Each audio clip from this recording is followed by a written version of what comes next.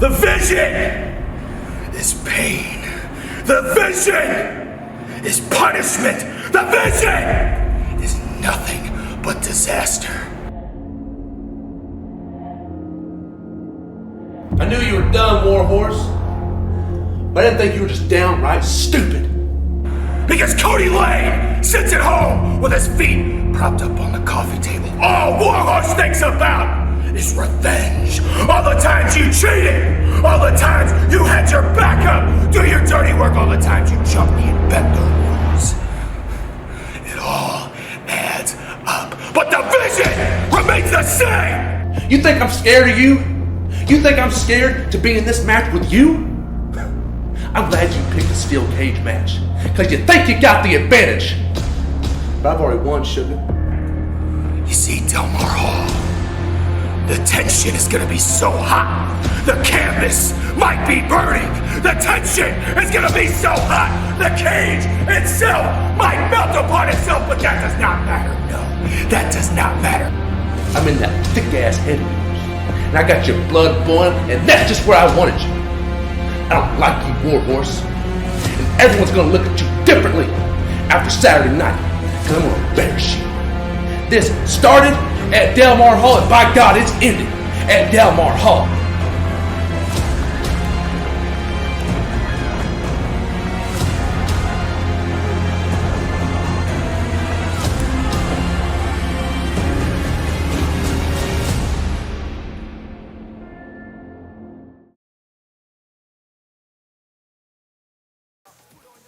Live from Delmar Hall in St. Louis, Missouri, we are on Fight TV worldwide as Central State Sandwiches and Glory Pro Wrestling present Locked Up.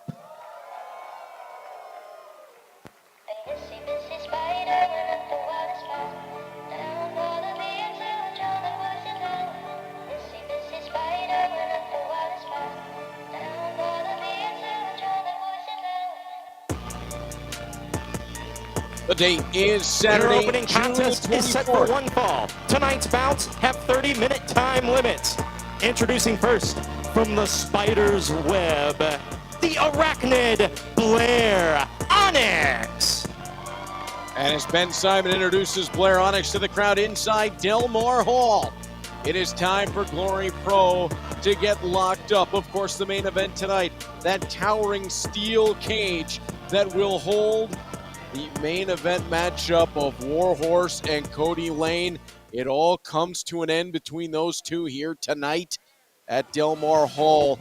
It's Reed Duffy, so pleased and proud to be back with you here for Glory Pro Wrestling as you get a good look at Blair Onyx, who will take on a really tremendous competitor in Tootie Lynn, who is coming off one of the defining performances of her young career. Tootie Lynn, a month ago, took on the imposing figure of Miyu Yamashita and had a brilliant matchup. Her opponent from St. Louis, Missouri, the Little Blue Dragon, Tootie Lynn. Tootie Lynn was outstanding in that contest.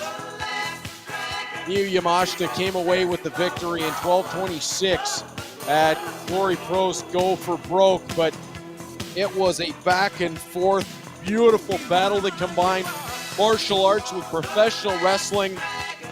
It really just doesn't get a whole lot better than what we saw between those two ladies. And it's great to see Tootie Lynn right back to it after what was an extremely hard-hitting matchup. Blair Onyx, who's become a bit of a fixture in Glory Pro Wrestling, returning once again. She was not with us in May, but has competed many a time over the last year inside the Glory Pro ring. Bell sounds, we're underway, opening contest of Locked Up here from Delmar Hall. And it's a collar and elbow tie-up to start things off as Tootie Lynn takes advantage of the arm and backs Blair Onyx into the ropes.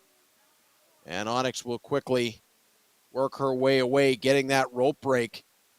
Now, what Tootie Lynn is going to have to be careful for here, Blair Onyx is an extremely different style of competitor than anyone else that she will have faced. Extreme flexibility for Blair Onyx. She will attack you in all kinds of different ways. And there you see double jointed as Blair Onyx works her way out into the side headlock takeover. Tootie Lynn into the head scissors and smartly scoots her way back to the center of the ring. Boy, the experience of Tootie Lynn is really coming to the forefront as she gets more and more high-profile matchups inside the Glory Pro ring. Tootie Lynn races on by.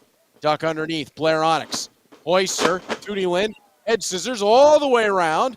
Sends Blair Onyx down to the canvas. Off the ropes. Tootie Lynn lands a couple of kicks. Goes backside, front side. Now Blair Onyx swinging a miss. Tootie Lynn with the leg sweep. Double stomp. And Tootie Lynn's on a roll. Onyx trying to get back to her feet. Tootie Lynn will charge. And she'll go with a flying hip attack in the corner. Snapmare out. Off the ropes. Dives in. Basement drop kick. Hook at the outside leg. Count of 2. And that's all she's going to get. And you can see the effect of the speed that Tootie Lynn brings. Blair Onyx downstairs. Gets the shoulder block. Onyx steps through the ropes. And plants Tootie Lynn face first into the canvas. Hook of the outside leg, count of 1, 2. That's all she's going to get. Onyx smartly staying right on Tootie Lynn. Onyx with the strength advantage in this contest. Tootie Lynn will have the speed and striking edge. Blair Onyx, though, again, the unpredictability. You just don't know what she's going to do and when she's going to do it. As right hands to the body from Tootie Lynn, trying to pull herself away and then gets shot down to the canvas by the hair. Count of 1, 2. That's all Blair Onyx is going to get. You're going to have to do more than that to get Tootie Lynn. As Miyu Yamashita found out, Tootie Lynn so many times in that contest was within an eyelash of a humongous victory. Yamashita, who came into that matchup with the big match experience, overall experience, probably had a size, strength, and striking advantage on Tootie Lynn, although the last one not by much. And Tootie Lynn stayed right in that contest. And there will come a time as Blair Onyx hooks the outside leg for a count of 2 in Tootie Lynn's career where she is on the other side of that contest, where she is the one who is brought, maybe it is to Japan or somewhere around the world or even somewhere just around North America, where she will be the one that comes in as the reigning star, the one that the opponent has looked up to all her career and will have those advantages going into a matchup. And she made a great showing of herself and hopefully will lead to big things across the world for Tootie Lynn as Blair Onyx right now saying, I don't care about what you did last month. This is 4 weeks later. Back kick there. Now an up kick from Tootie Lynn. Lands the forearm, following through. She throws combinations with great effectiveness. Ducking out of the way, drives in, lands the drop kick. And Tootie Lynn trying to spice it up a little bit. Charges in, Onyx out of the way. Tootie puts the brakes on. Back elbow, strike lands, pops up, seated. Second rope on the inside, dives her way through. Cross body, hook of the outside leg, and just a count of 2. Tootie Lynn might have thought she had it there. Blair Onyx trying to drag her way up. Again, if you want to get in on the conversation with us tonight, use the hashtag GPLive on social media. Where in the world are you watching this incredible confrontation at Delmar Hall from? As Tootie Lynn chops away at Blair Onyx. Let us know on social media. Where are you tuning in from? Is this a normal time you staying up late? Is a modified blockbuster almost by Blair Onyx? Able to get Tootie Lynn out of that corner and spiked her. Now up to the shoulders, and we've seen Blair Onyx with a number of offensive combinations from that position, and Tootie Lynn able to drop down, but there you see the outstanding athleticism of Blair Onyx, the flexibility, able to catch herself. Now goozles Tootie Lynn. There's the size and strength advantage. Tootie Lynn able to fight away. She'll throw the forearm. Now to the knee. Off the ropes goes Tootie Lynn. She'll dive in with the knee. Outside leg is hooked. Count of 2, and that's all. Your winner by pinfall, Tootie Lynn. Tootie Lynn charging in with that knee strike. Lands the lightning fast combination. And that's all she wrote in this one for Blair Onyx. And the rising star, Tootie Lynn, picks up a tremendous victory.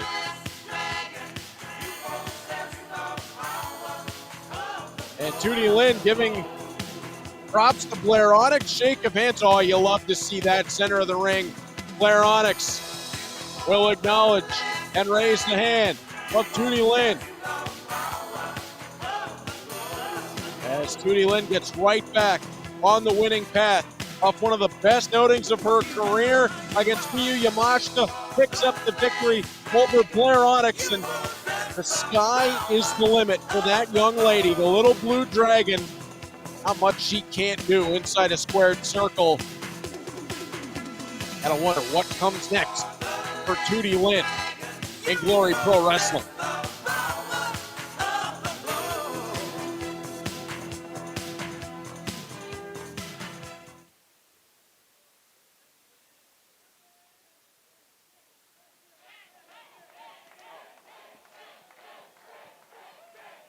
Our next contest is presented by Tam Avenue Bar, Dogtown's largest dog-friendly patio. They have a huge selection of tasty food and liquor and beer. Check them out in Dogtown. That's Tam Avenue Bar.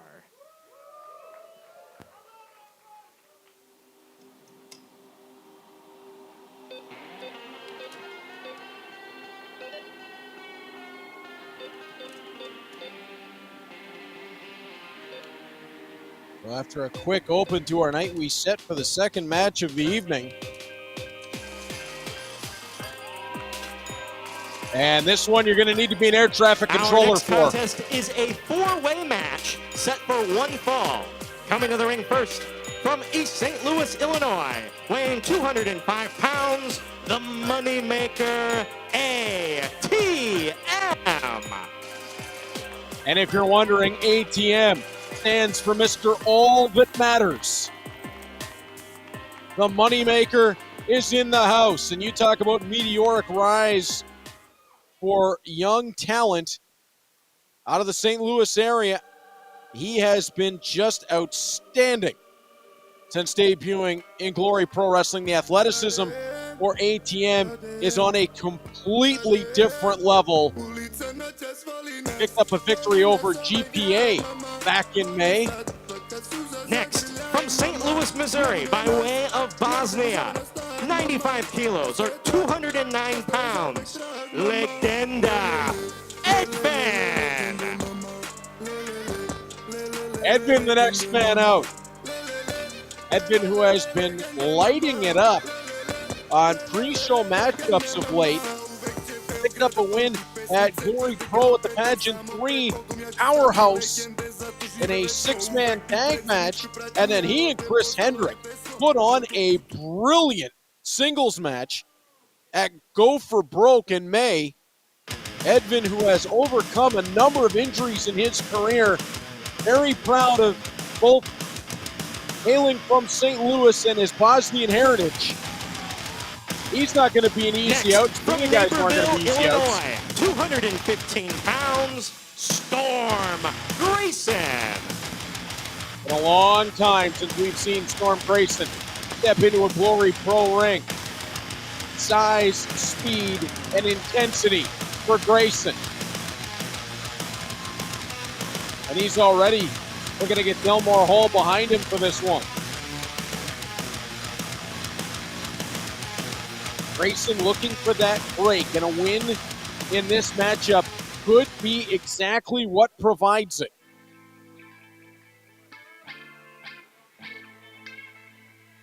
Or same could be said for Edvin or ATM if he can continue his role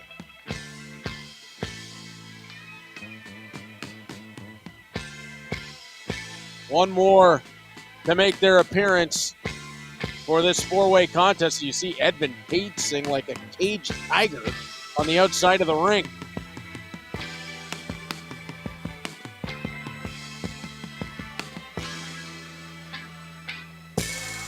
And a little bit of making us wait. And your final participant from Northside, St. Louis, USA, 295 pounds, Big Munch, Marcus Muncherson. Here comes the size and the power for the matchup. Marcus Muncherson, who actually has a history of teaming with ATM. Interesting to see how this breaks out during the matchup. We know they make pretty good teammates, but what happens if it comes down to ATM or the Big Munch? And Marcus Muncherson, don't let the size fool you. He gets around the ring awfully well for that kind of size and strength. Boy, some interesting potential confrontations in this one. The speed of ATM, the intensity of Storm Grayson, the resilience of Edvin.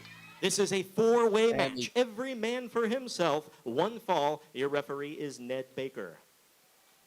Ned Baker gets the assignment for this one. Feel for him. He has the job of air traffic control in this matchup. And before Ben gave us the rundown of the matchup, I was just going to finish the thought that Marcus Muncherson brings the size and the strength. And when you look at how this match could break out, it's anybody's ball game. ATM is on the biggest roll. He comes in off of a win and a big one against GPA. And it looks like it's going to be the moneymaker, Mr. All That Matters, up against Grayson to open up, collar and elbow tie-up. And right to the side, headlock goes ATM. Edvin still pacing around at ringside. He wants in that ring in the worst way. Drop kick from ATM, and that is beautiful. Well, I would love to see him against Mark Wheeler in a contest of drop kicks, two of the finest in the business, as Grayson misses over the top. Quickly from ATM, back into the ring, steps up from the center, hesitation, drop kick in the corner, and he lands it. There is a swagger building to ATM, and as Storm Grayson exits under the bottom rope, bit of a lucha style to this. Big Munch, Marcus Muncherson into the ring, and you see that little slap of hands there for the two, and there's Edvin, who jams ATM into that middle buckle. Now here we go. Edvin and Big Munch. And Marcus Muncherson with the avalanche in the corner. He'll hoist Edvin center of the ring. One arm. Muncherson with the power slam, and that had authority. Edvin laid back, Muncherson in for the cover. Count of two. Nearly a three as Muncherson coming up big time. Edvin's going to roll out. That opens the door. Storm Grayson, drop kick to the back of Muncherson. Almost caught himself. Ended up going out through the ropes. ATM is next. Knife edge chop lands. He'll back Grayson into the corner. Fires him across. ATM flies in with the forearm. To the other side of the ring, Grayson pops up and over the top. ATM hits the buckles. Grayson rolls through, backside, rolls him all the way, and that super kick with a kneeled ATM landed. ATM swings wild over the top. Grayson, beautiful. Picked him up, belly to back suplex into the pin, and Edvin in to break it up. Wondered where Storm Grayson was going when he started the rotation, and it was right to the center of the ring. Now Grayson up and over the top. Edvin shot off, duck underneath. Edvin will hit the far ropes. Again, back and forth on Grayson. Rolls through all the way. Beautiful combination offense as Edvin had him going and going before he landed the cutter. And it might not be anything fancy when Edvin turns around, because guess who's home? Big Munch. Forearm from Edvin. Yeah, that may not work. He'll try it again. Second time, didn't work either. And a third, a fourth, a fifth, as Edvin pounds away, and Muncherson just tosses him off. Muncherson charges. That will work as Edvin pulls the top rope down. And Edvin's the last man in the ring. Now pops himself out to the apron. Muncherson getting to his feet. Edvin out of the way of that sweep. Lands the kick to the side of the head of Muncherson. Edvin, get a look in the face as he goes to the knee to the back of the head. That shot Muncherson off to the ring post. And Edvin maybe taking too long. Storm Grayson back in, fires him into the guardrail. Watch out for ATM. Grayson off the ropes. Steps him through with the head scissors. Great athleticism from Grayson. ATM back out to the floor. Where's Grayson going to go? Over the top rope to the floor.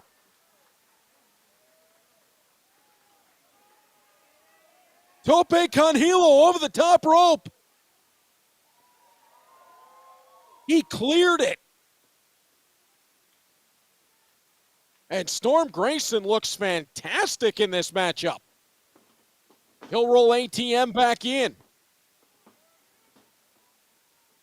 Grayson can't waste time, though. He's really putting on a show.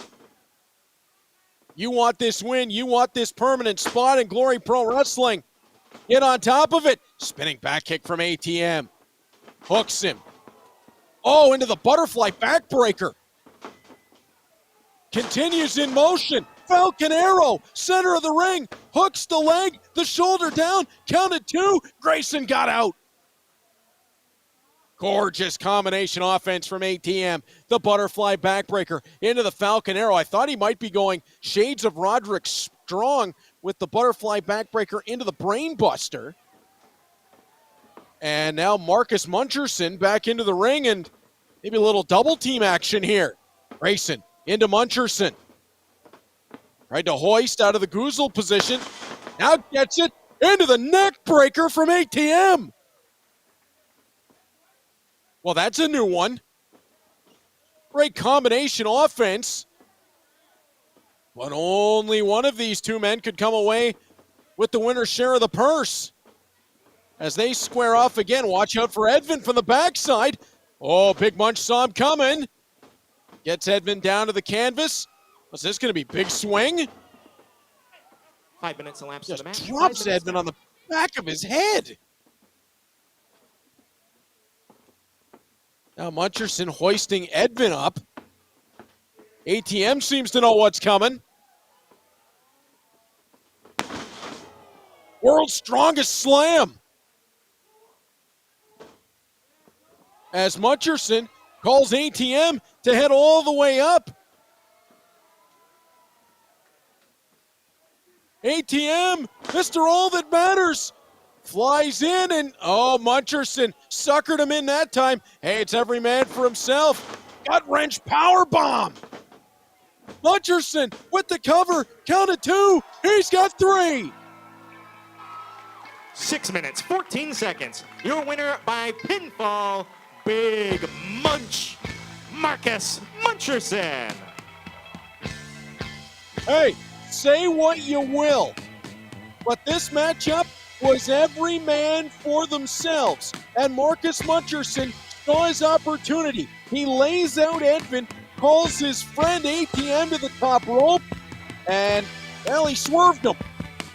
Caught ATM on the way down, gut wrench powerbomb down onto Edvin, and from that, Big Munch, Marcus Muncherson picks up a big victory here at Delmar Hall. And I got to imagine that the moneymaker, Mr. All That Matters, is not going to be overly happy. And you see Big Munch kind of giving him the, hey, it's every man for himself. Yeah, there you go. ATM's a pro. He gets it. And Big Munch has made an impact. Is this the moment where Big Munch, Marcus Muncherson, takes the next step here in Glory Pro? Certainly his biggest victory to date as he picks up the pinfall win over Edvin in this 4-1 matchup. Boy, did he look impressive doing it.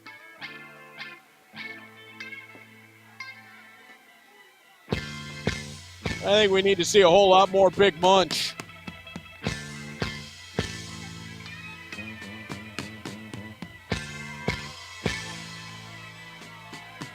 And certainly, I don't think he's going to be shy to tell you that.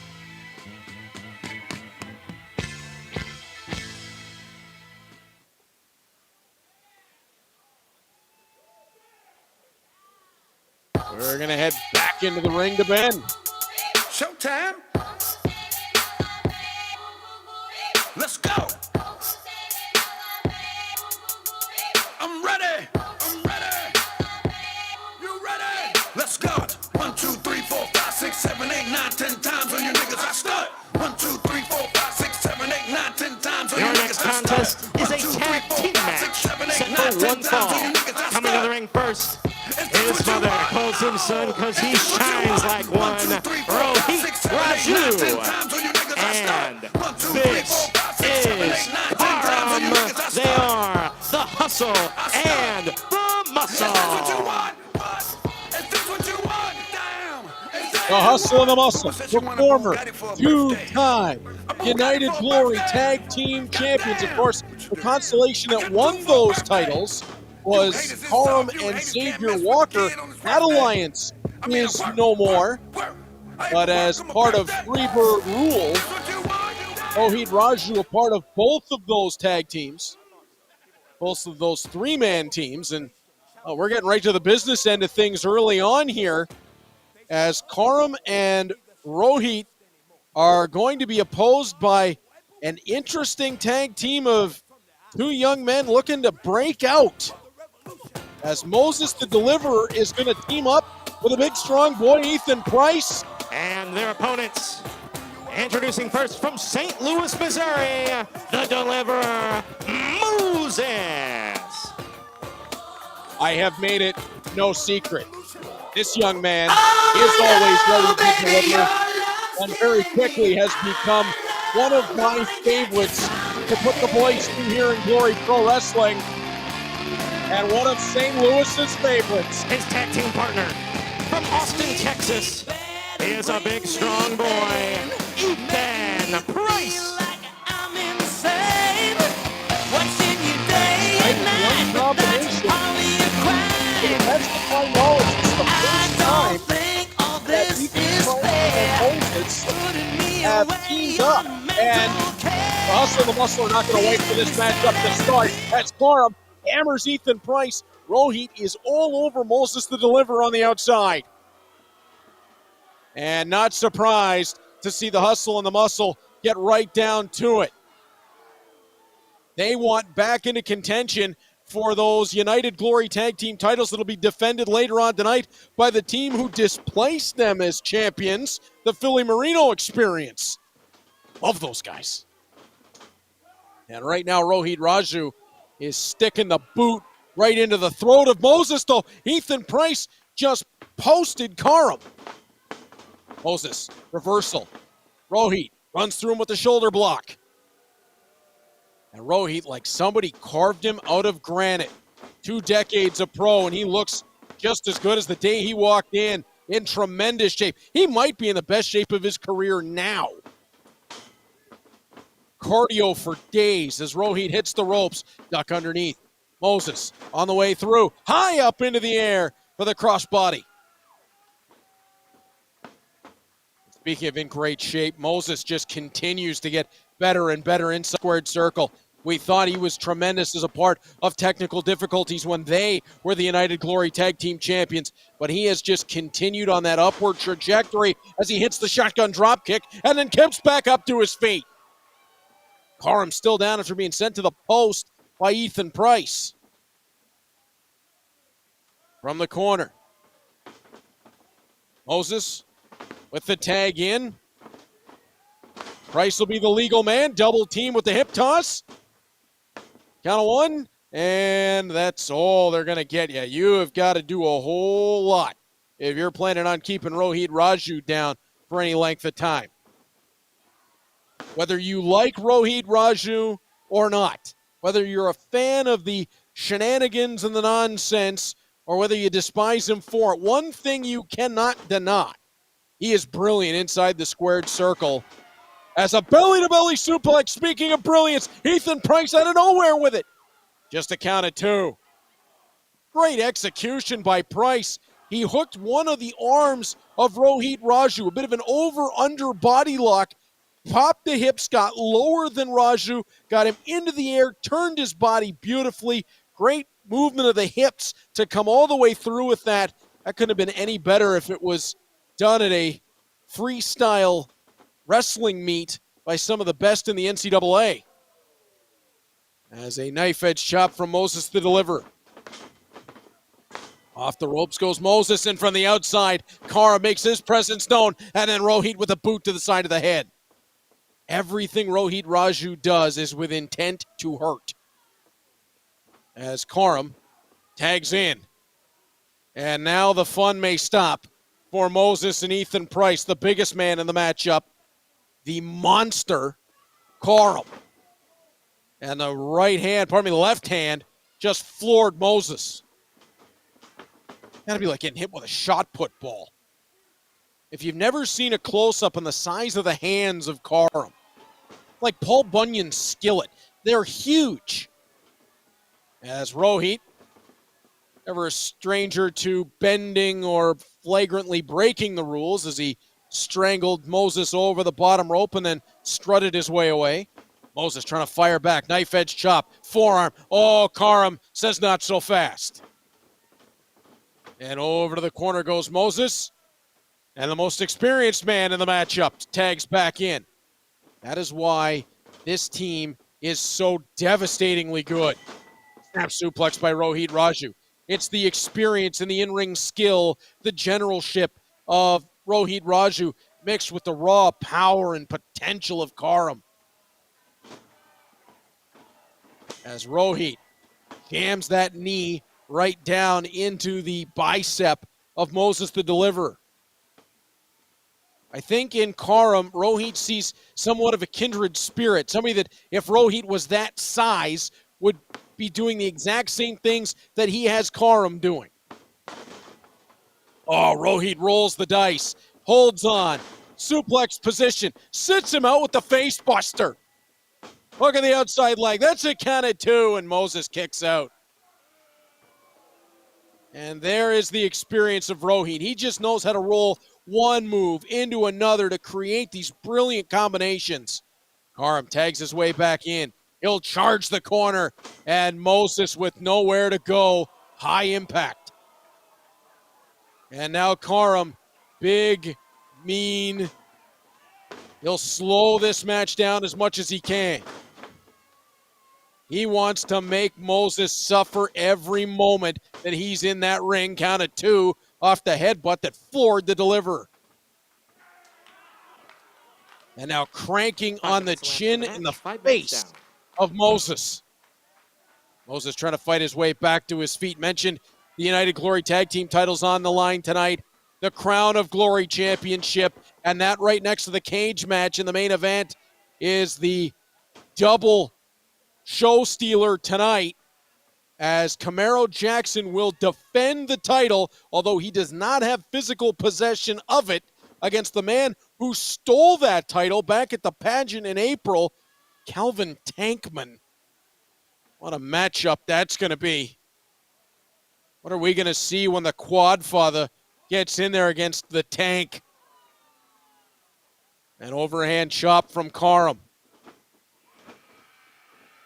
Tankman showed up and essentially declared that that Crown of Glory was his, and he intends on tonight taking it from the hands of Camaro Jaxon, who has been a brilliant champion. Moses fighting away from Karam, trying to get to his corner, and there's the experience of Rohit Raju. Pulls Ethan Price down, and now Ethan Price comes into the ring illegally, and what's that going to allow? Rohit and Karam to pull Moses back to their corner, and the Deliverer must start again from square one. Is it legal? Not really. But Rohit Raju is going to take every opportunity that he can. And now the rear chin lock on Moses, who is down on the canvas, and Rohit trying to squeeze the life out of Moses, make him fight for every breath. Moses, jawbreaker. That's done Rahim. Boot to the midsection, missed over the top. Rahim kept hold of the ankle. Moses rolls through. Rahim forced to follow. Moses hammers him with a kick. Ethan Price pacing on the ring apron. He wants that tag. Does Moses have enough to get there? Rahim starting to stir. He's got a shorter move back to his corner. Rahim reaching out for the boot of Moses. Moses kicks him away. He'll roll towards Ethan Price. Is there enough in the tank? Can he reach the extended hand? He does. In comes Ethan Price. Duck underneath on Rahim. Lands the forearm on Karam. Out of the way. Rahim takes Karam down. Price charges in. That lariat through the ropes. Now catches Rahim on the outside. Oh, DDT to the ring apron. Where wood meets steel met the skull of Rohit Raju. Boot to Karam. And Price ascends for the crossbody. Hooks the inside leg, packages him up, count of 2. Ethan Price has been a little bit frustrated of late. He's been held off the winner's column in Glory Pro. A chance here to pick up a big victory, although a roaring forearm from Rohit Raju puts the brakes on. Now the standing switch. Price, count of 2, shoved off. Oh, Karam from the outside, pasted him with the left. Rolled through by Rohit. Kick lands on the jawline. Hook of the outside leg, count of 2. And Price able to get out. Back and forth this match. Ebbs and flows. The tag into Karam. And he'll drag Ethan Price to his corner and slam him hard into the buckles. Oh, the overhand chop. And you can see the reaction of Rohit Raju with a hand the size of Karam's. That could cave in a rib cage. Karam seating Ethan Price on that top rope. And when he's got him up there, he's only got bad intentions in mind. Karam with Rohit looking to help. Price trying to fight his way down. Does he have enough to fight his way down? Stuck now as Moses finds a way to roll back in. Burst of life here from Moses. He'll pull Rohit away. Rohit shoves him off. Karam and Price continue to battle in a precarious position as Moses and Rohit both tumble to the floor. Price slides underneath. He's got Karam. Powerbomb position. And flattens him to the canvas. Fans chanting for the big strong boy Ethan Price, who ascends all the way to the top rope. And he'll fly. Takes out Karam. Hook of the outside leg, count of 2. Karam kicks out at 2.5. 10 minutes down. Oh, it was so desperately close, but just not enough to put it away.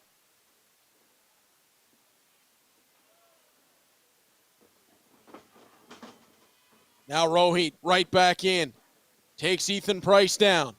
And he'll club him to the back. Rohit. Vertical suplex set. Putting the brakes on his Price. In comes Moses, who dives through with a forearm to the back of Rohit Raju. They'll fire forearms back and forth. Ethan Price shows no fear. He goes right over to Karam to go one-on-one. They'll exchange chops back and forth. Price backs Karam into the buckles. Forearm lands on the jawline.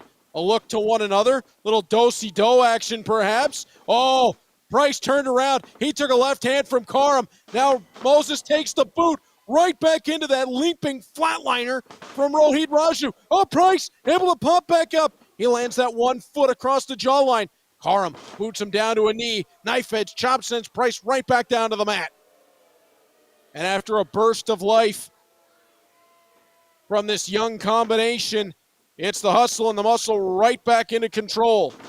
Karam looking for that two-handed choke slam, able to fight out of it, almost a code breaker counter from Ethan Price. who gets the front face lock on. Karam shot off, ducks underneath. Oh, the rising knee from Rohit lands. Now hoisted up. Karam just drops him down to the canvas, count of 2. Forget about it. 12 minutes, 12 seconds. Your winners by pinfall, Karam and Rohit Raju, the Muscle and the Hustle. I'm ready. I'm ready. The Hustle and the Muscle pick up the tag team victory as the continuity was just too much in the end to overcome.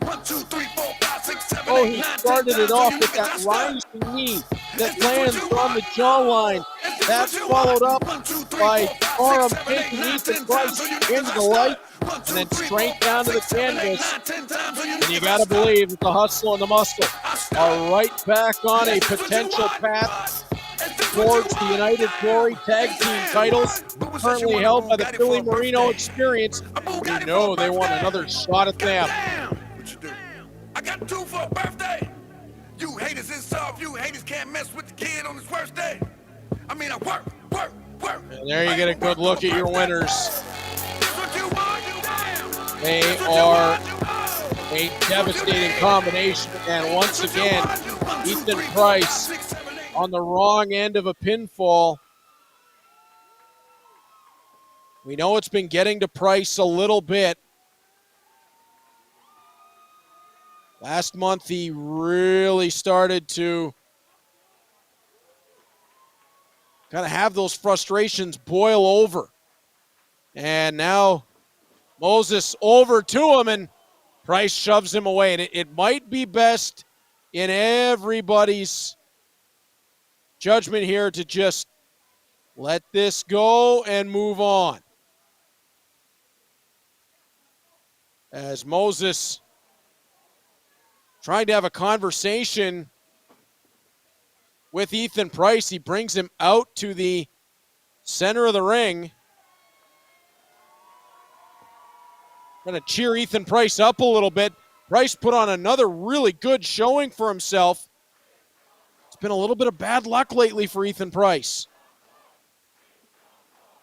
Here's the adulation from the crowd here at Delmar Hall. And Price is, well, he still put a bit of a shoulder into Moses as he walks around ringside. And Moses, remember, Moses has had one tag team partner turn on him already when Rahim de la Suede decided that he was going to join up with Mike Outlaw and Cinco. And trying to avoid Ethan Price from falling into the same space of negativity. As Price stands on the entryway and he'll head down the tunnel. Moses with a nod for the adoring crowd here at Delmar Hall. And you wonder what comes next for both Ethan Price and the Deliverer as we head back to the ring as Ben will get us set for our next contest. A whole lot of dude.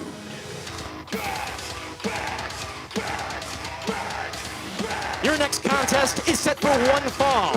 Introducing first from Salyersville, Kentucky, 330 pounds. He is a whole lot of dude, Crash Jaxon.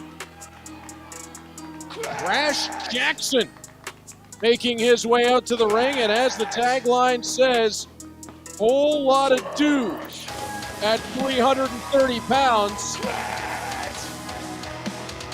Again, Crash Jaxon, extremely agile for a man of that size. Turned professional in 2016. Get my people out them chains. And the 30-year-old out of Kentucky, standing in the Glory Pro ring awaiting his opponent, is currently one half of the IWA East Coast Tag Team Champions. Twice has won the Rockstar Pro Tag Team Championship.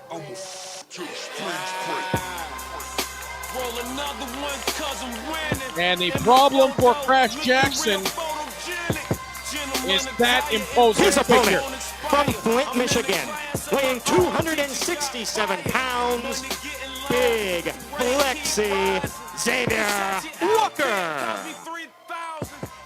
When Xavier Walker comes through the curtain, I've said it from day one, all I see is money. One of the brightest stars in professional wrestling today. It's just a matter of time until there is significant gold around the waist of Xavier Walker. Whether it's the crown of glory, whether it's a world championship somewhere, there's just no question this man is destined for greatness as Big Flexi steps up, and there's just no one else in the sport quite like him. That size, that athleticism, that ability. Looks like he should be playing defensive line for the St. Louis Battlehawks. And yet, he is one of the fastest rising superstars in Glory Pro. And for those of you watching around the world wondering, St. Louis Battlehawks, XFL team for St. Louis. And he would fit right in with the Battlehawks. This is not going to be an easy night for Xavier Walker. Crash Jaxon poses a definite problem, although you see the significant size and reach advantage for Xavier Walker. Jaxon at 330, you're going to see the athleticism. And when he gets his offense rolling, it can be downright devastating. Collar and elbow tie-up to open things up. And this is a position where Jaxon may be giving up a whole lot to Xavier Walker in terms of the strength and the leverage. Although trying to move Crash Jaxon is not going to be easy. Imagine it'd be like trying to move a Mini Cooper. Jaxon is stout. Has a bit of that fire hydrant type of build to him that when he sets his base, he ain't going anywhere. And he's showing Xavier Walker that right now as they tangle into the ropes, and clean break. For Xavier Walker, it's mentioned earlier, formerly 1/3 of the United Glory Tag Team Champions as part of the Hustle and the Muscle. He and Carm captured the belts both times. Those belts were under Freebird rule that any two members of the Hustle and the Muscle were eligible to defend those titles as they bounce off one another here at the center of the ring. Like two big rams running into one another. Shoulder to shoulder, Xavier Walker and Crash Jaxon, neither one wanting to give an inch. There's going to be a whole lot of mutual respect here as there you see Jaxon off the rope. Walker ducks down, gets him all the way through, and then Jaxon runs through Walker. Xavier Walker right back on his feet, says, bring it on. Knife edge chop lands from Jaxon. Walker sends one back. Jaxon lands. Walker lands. And they're just twisting each other right around. Oh, to the body goes Xavier Walker. And it's not so much the chops for Walker. It's that devastating right hand. He's referred to it as the right hand of God. And can't miss on the back of the trunks for Walker. Well, it both refers to his prospects in professional wrestling. This man certainly can't miss. Star written all over him. But that right hand, it never seems to miss. Couple of knife edge chops to Jaxon, working over the chest. And now Jaxon sends Walker back into the corner, and you see the striking ability of Crash Jaxon. Jaxon takes a wander away from Walker. Now charges. Boot up from Xavier Walker. And now knife edge chop in the corner. And that lariat from the right side. Short distance. He'll bring it across the collarbone again.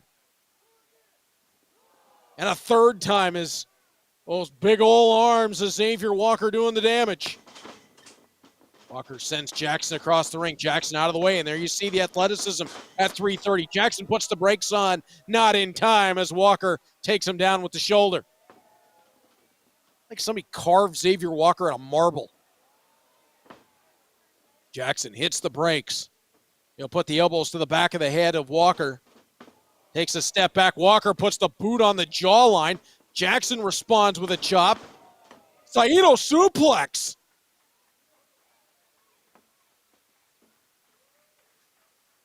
Well, that came out of nowhere. Jaxon hadn't even gone for a body lock thus far in the matchup, and the first time he does, he lays out Xavier Walker with a side Saito.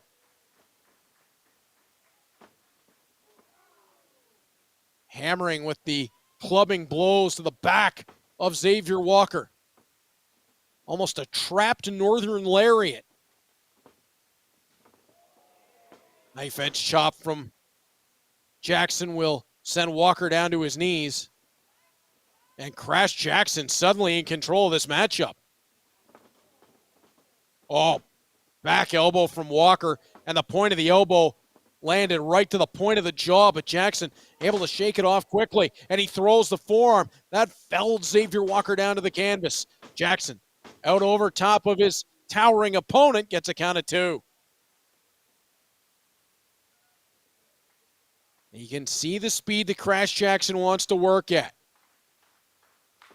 Everything he does is to devastating effect, so he can afford to slow the match down a little bit. Xavier Walker's going to want to work at a little bit more pace as he throws rights and lefts to the body.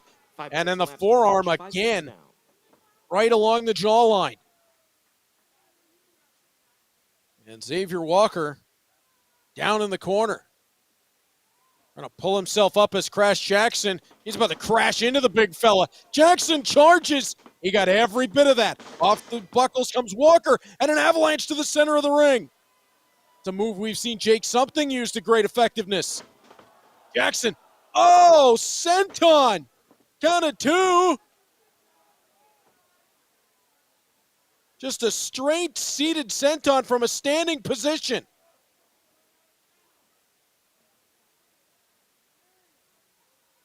As he dropped the caboose right onto the chest of Xavier Walker.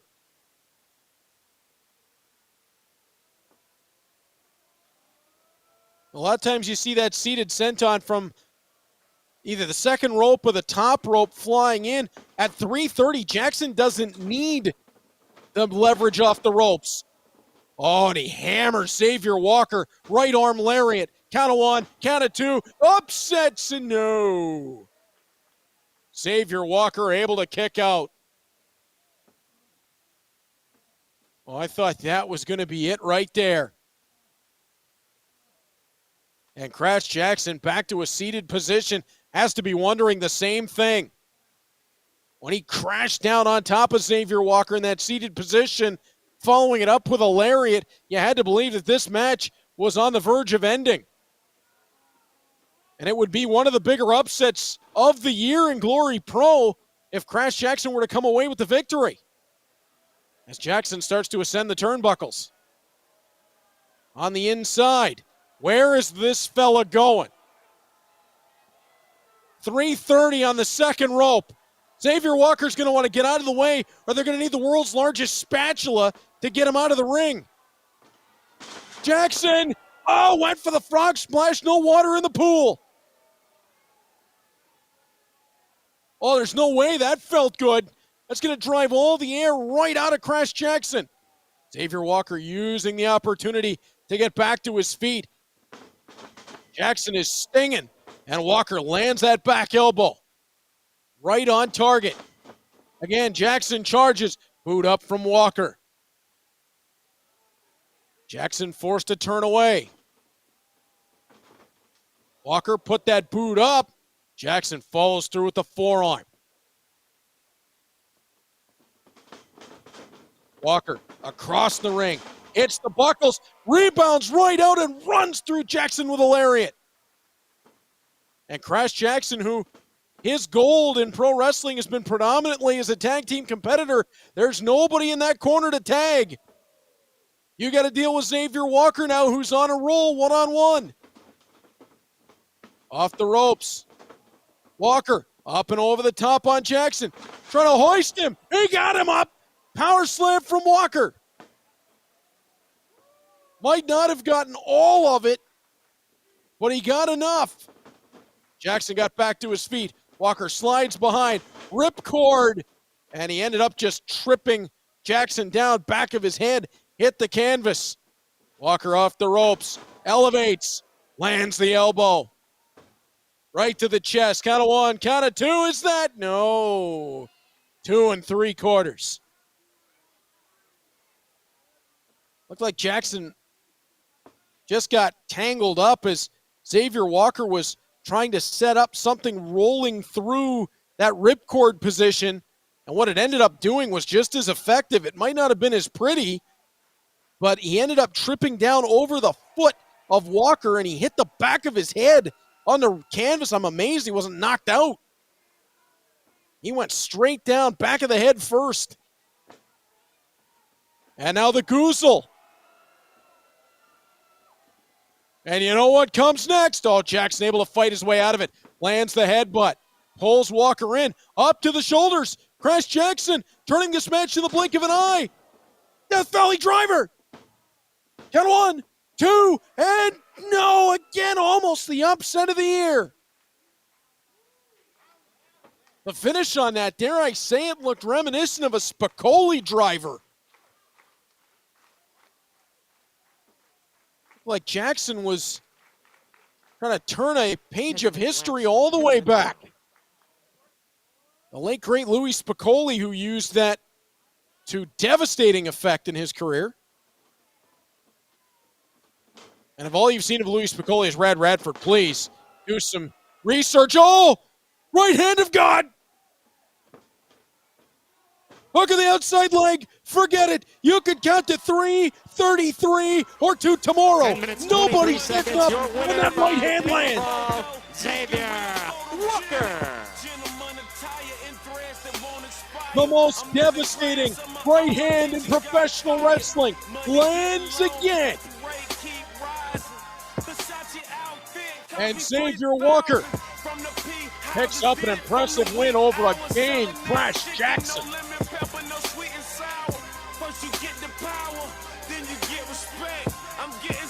And once again, it's dollar signs in the eyes every time you see Xavier Walker in a Glory Pro ring. Mark it down. It is a matter of time until significant gold rests around that waist. How about Crash Jaxon? What an effort he put on. And Xavier Walker having a look over at him. Of course, we've seen this backfire on Xavier Walker before, showing props to his opponent. Taking a Dak Draper. Crash Jaxon with the hand extended by Walker. They'll shake. Great sportsmanship shown. And Walker will cash the winner's end of the purse as he makes his way back up the tunnel. Big things coming for Big Flexi.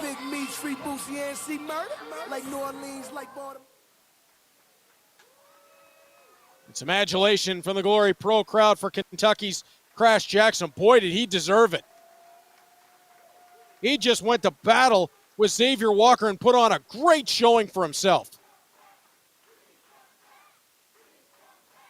And you can hear the fans asking for the return of Crash Jaxon, and I have to concur. I hope we have not seen the end of the big fellow who says he's a whole lot of dude. He's a whole lot of dude, but he is gifted inside that squared circle. Let's head back to Ben as he makes his way back through the ropes.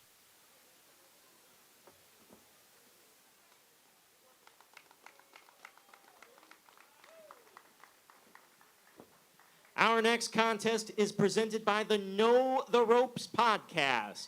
Join Cinco and the Wrestling Roundtable every other Tuesday as a new episode drops for Know the Ropes podcast.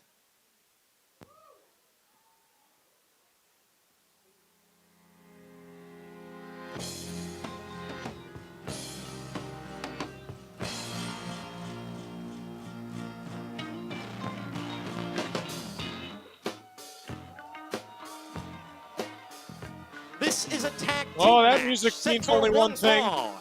Introducing first, accompanied by Cinco from St. Louis, Missouri.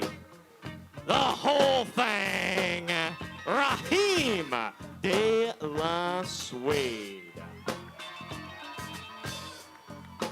Oh, I've told my friends about Rahim de la Suede.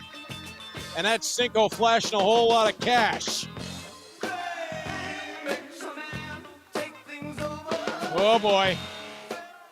It's going to be one of those nights as Rahim de la Suede already getting loose up on the stage. And I've made my thoughts known about Cinco and what he did to corrupt Mike Outlaw and Rahim de la Suede. But listen to his podcast. He's really good as a podcast host.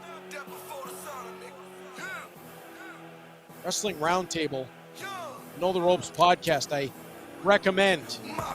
Just wouldn't hire Cinco as my manager. And his partner, also from St. Louis, Missouri. He is the general of the Bandana Brigade. Real name, no gimmicks, Mike Outlaw. The second half of this duo that Cinco has put together, Mike Outlaw, he and Rahim de la Suede, oh, they are good together. Rahim de la Suede, former United Glory Tag Team Champion. Mike Outlaw, former Crown of Glory and Midwest Territory Champion. The only man to hold those titles simultaneously. And Mike Outlaw, well, you know he is one of the very best in Glory Pro Wrestling. And again, Rahim de la Suede, the antics, the nonsense, put it all aside. Since aligning with Mike Outlaw, there's no doubt Rahim de la Suede has come a long, long way. And that's under the tutelage of Cinco, and that absolutely kills me to say, but it is true. And, well, I'm here to bring you the truth as I see it. As Rahim de la Suede makes his way in alongside Mike Outlaw. And these two, as a team, they can do it any which way you want. You want to get down and brawl, they can do that. You want to high fly, Rahim de la Suede is a great flyer. You want to go hold for hold, move for move, Mike Outlaw, catches, catch can. There are very few finer going today.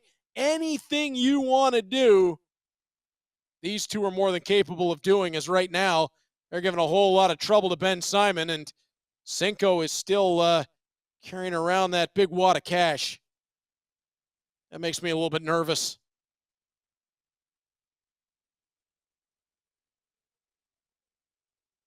And their opponents up on the stage, and you want to talk about an opportunity for a couple youngsters in this contest. Mason St. Goods will team alongside Chris Hendrix, and this is an opportunity for two young St. Louis products to put on a show.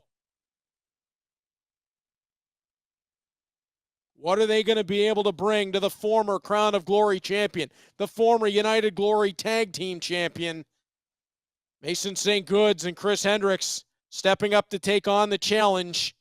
If you haven't seen them before, right now that's Mason St. Goods on your right in the sleeveless orange. It's Chris Hendrix in the black on your left. And then, of course, well, you know who Rahim de la Suede and Mike Outlaw are. And Mike Outlaw's got the microphone.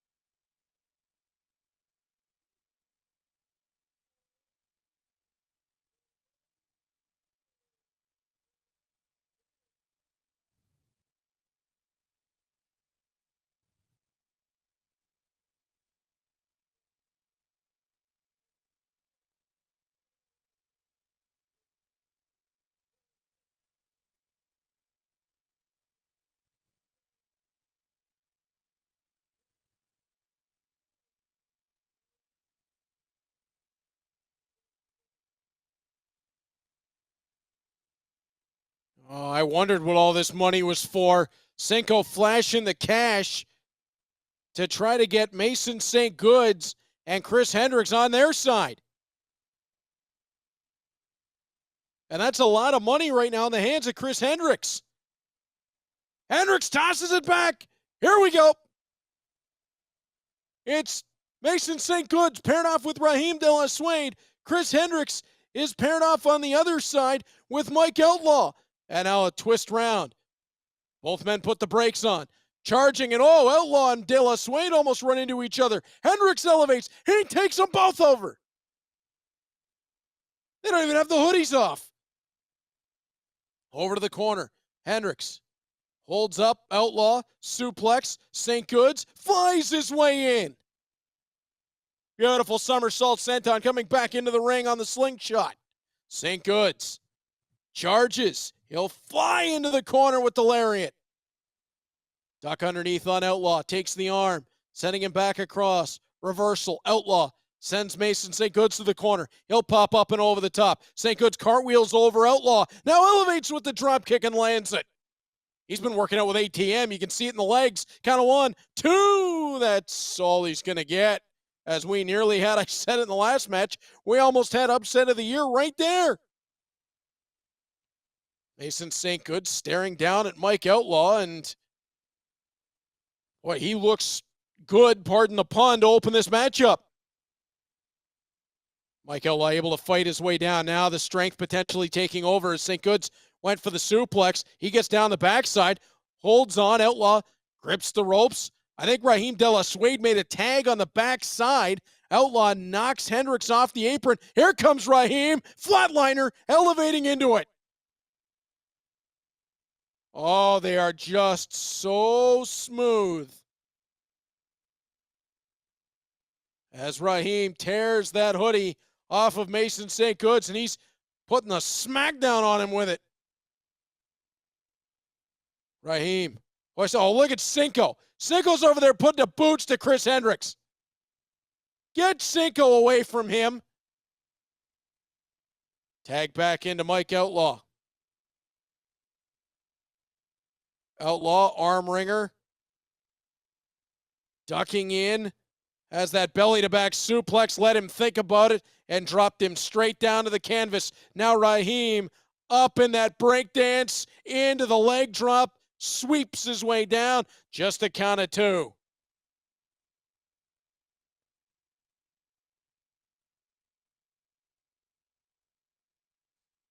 Rahim pulling St. Goods up. Shoots him into the buckles. To the backside. Maybe putting a bit of a bad mouth there on Chris Hendrix. As Outlaw.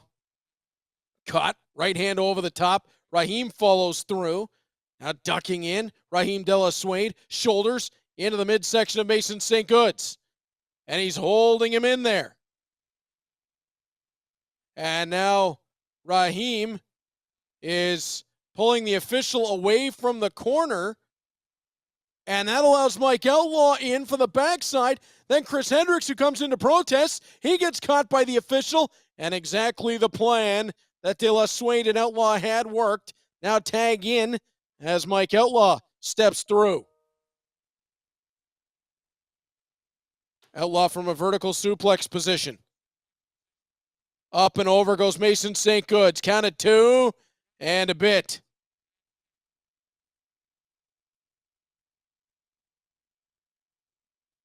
Outlaw. Pulls St. Goods back up.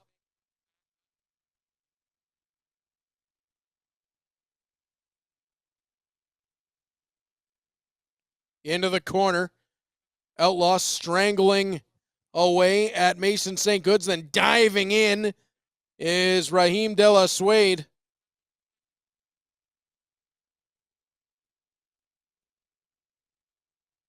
Rahim drops St. Goods down to the canvas. Now points up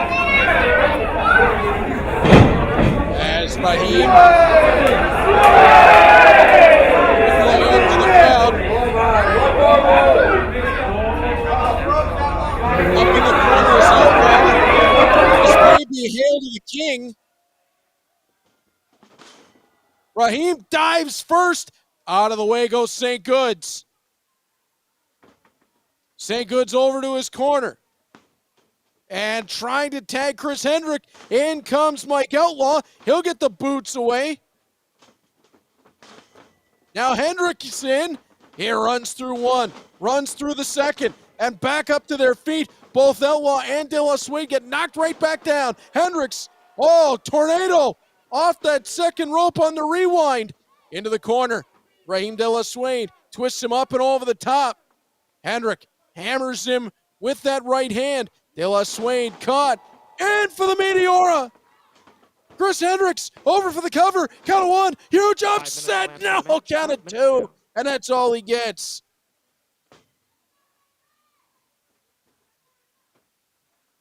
Hendrix sets up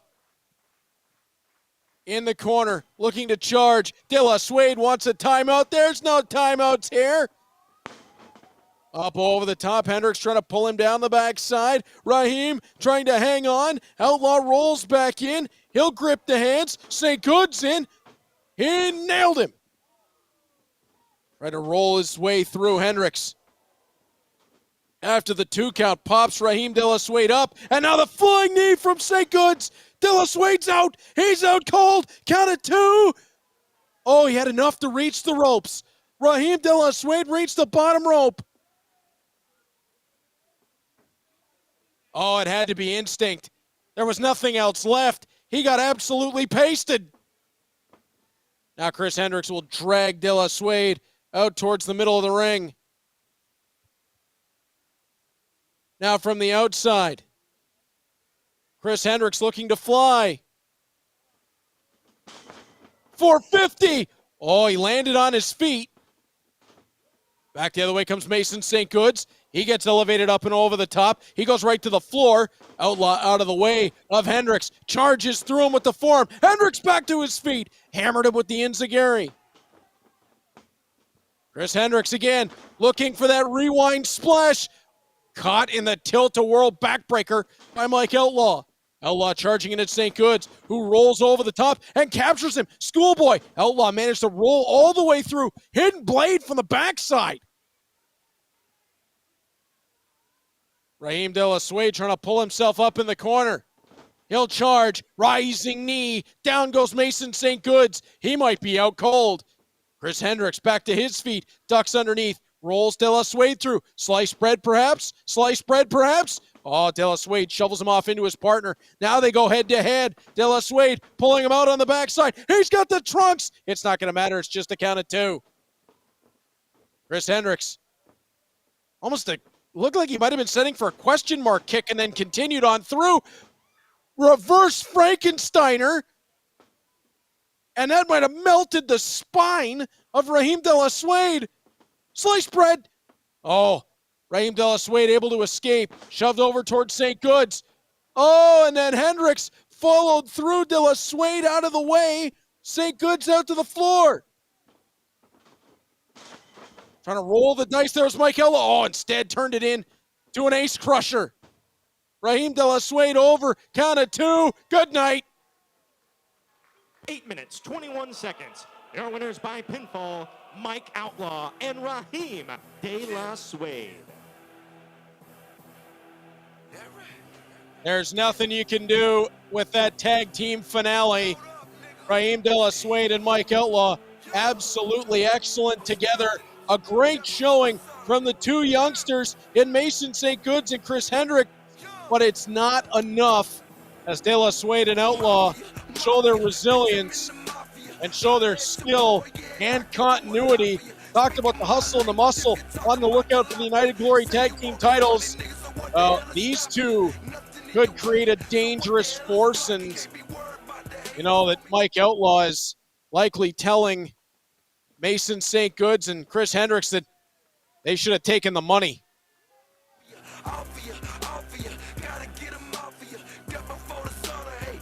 Cinco once again leads his boys to victory. Bright future on hand for Mason St. Goods and Chris Hendrix, but for tonight, Mike Outlaw, Rahim De La Suede, they stand tall under the direction of Cinco. Oh!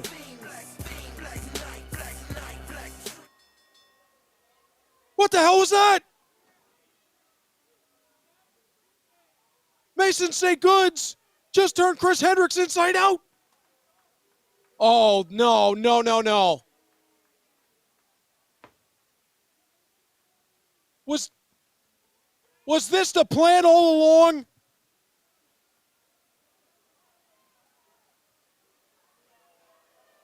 The cash extended. Mason St. Goods has joined up with Cinco and his crew. Cinco's added another promising young star. Oh, I can't believe this. And now the Vulture's picking the bones on Chris Hendrix. Oh, this is disgusting.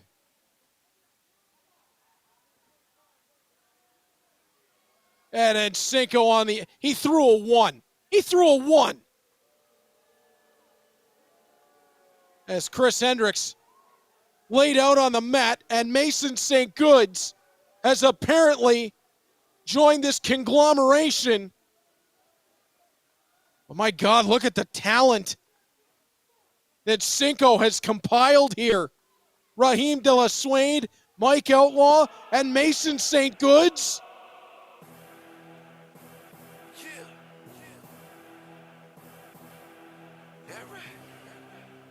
Oh, this is bad news for everybody in Glory Pro Wrestling.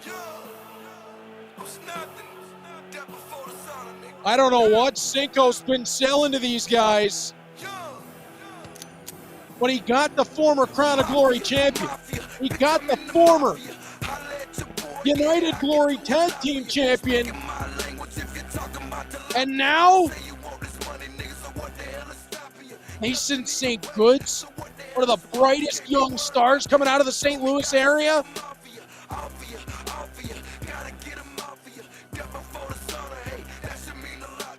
Wow. Chris Hendrix victimized by this group. I can't believe it.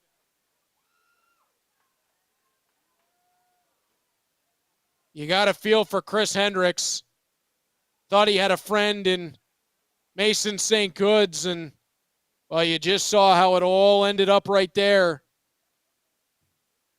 Oh, your heart goes out to Chris Hendrix, but Cinco and that crew, Glory Pro Wrestling better be ready. They've got another young star on the rise.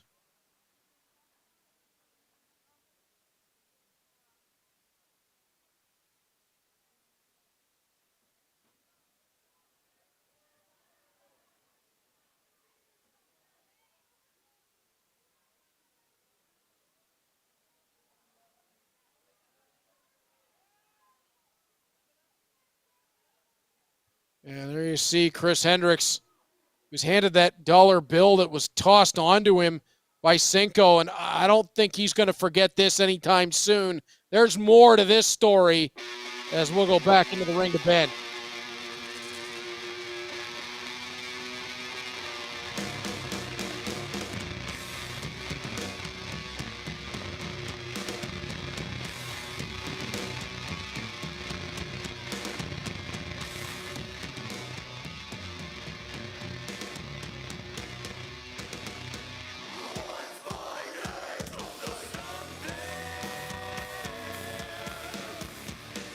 Our next contest is set for one fall. Coming to the ring first, Jake Something. Here comes an absolute monster. Jake Something, the only man to ever hold the Crown of Glory Championship on 2 occasions. He's held titles all over North America, and he has been on the warpath. He and Kody Lane have targeted WARHORSE and Dan the Dad. We know that later on tonight, WARHORSE and Kody Lane will be locked in the cage. But before we get there, Jake Something is going to battle. And can he move that score? Perhaps 1-0 for he and Kody Lane.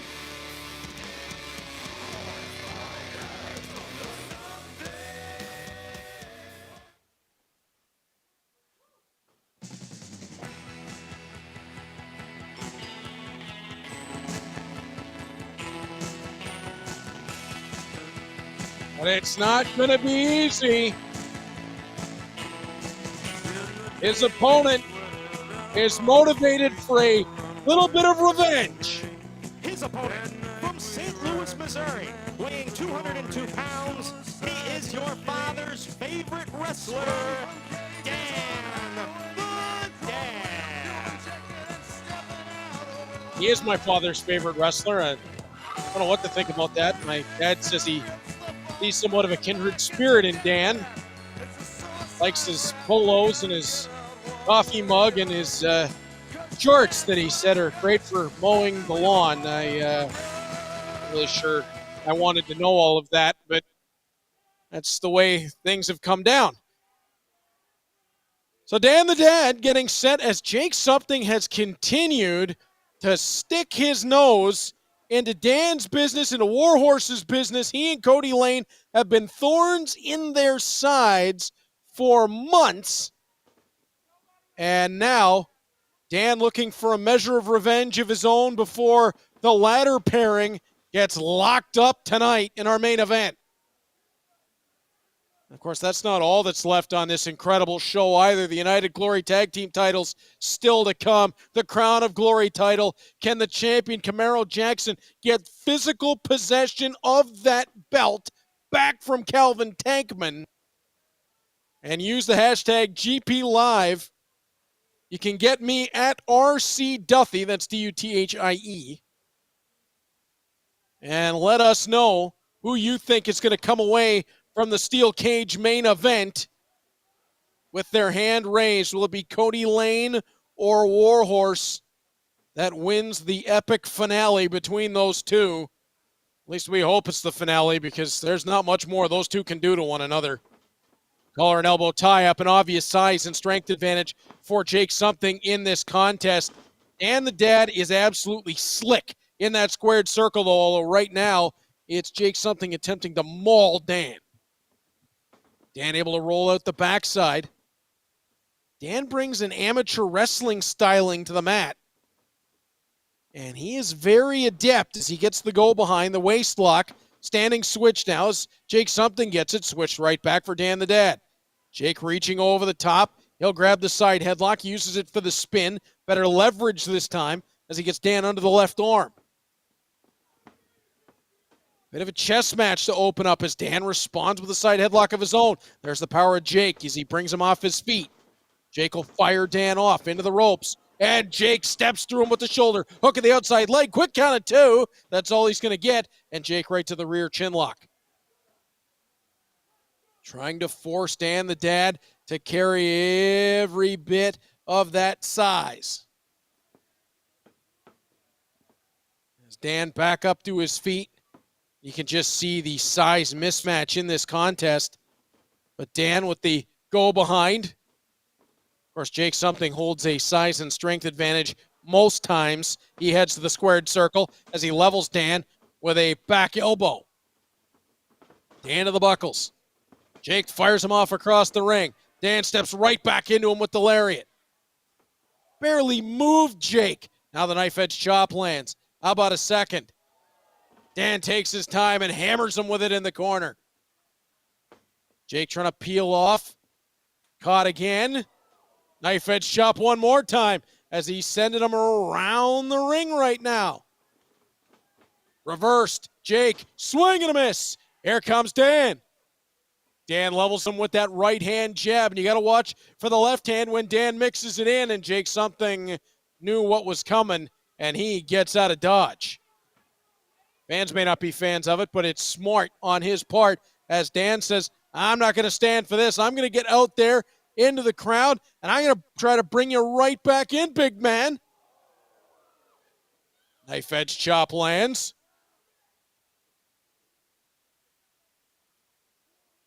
Dan bring him around the ringside area. Lands the forearm to the jawline. Has a look to the fans here at Delmar Hall. Another knife edge chop lands.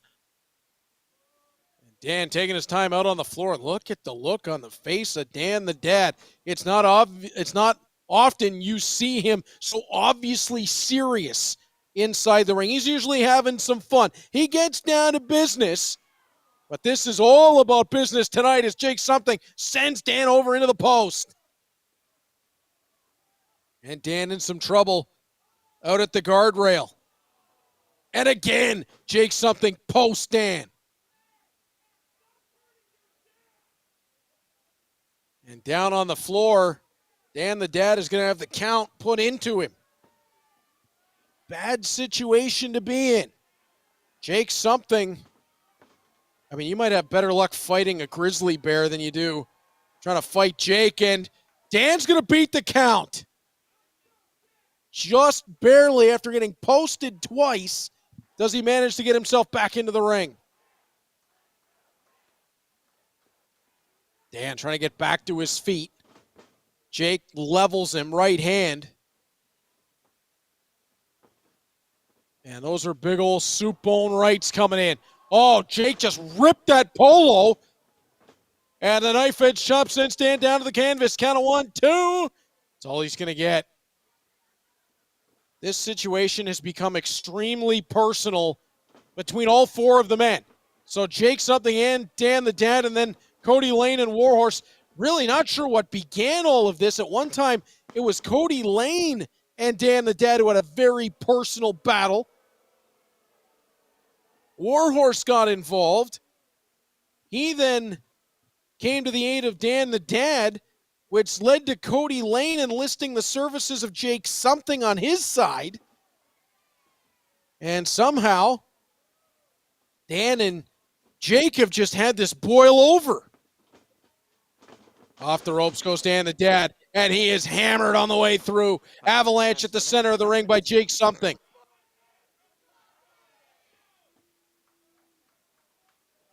So much like Big Van Vader. When your opponent thinks he has something going, a little bit of momentum, you cut it off with that avalanche out towards the center of the ring.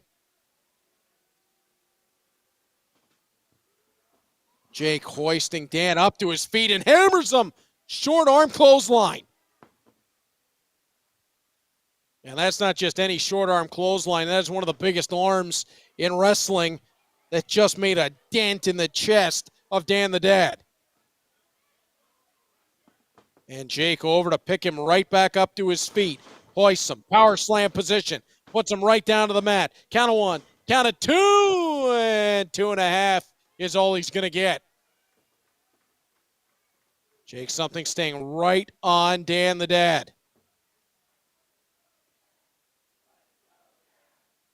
Not a whole lot of room, not a whole lot of space. Nowhere for Dan to go. Dan trying to get up to his feet. Jake uses the hair and brings him right back down.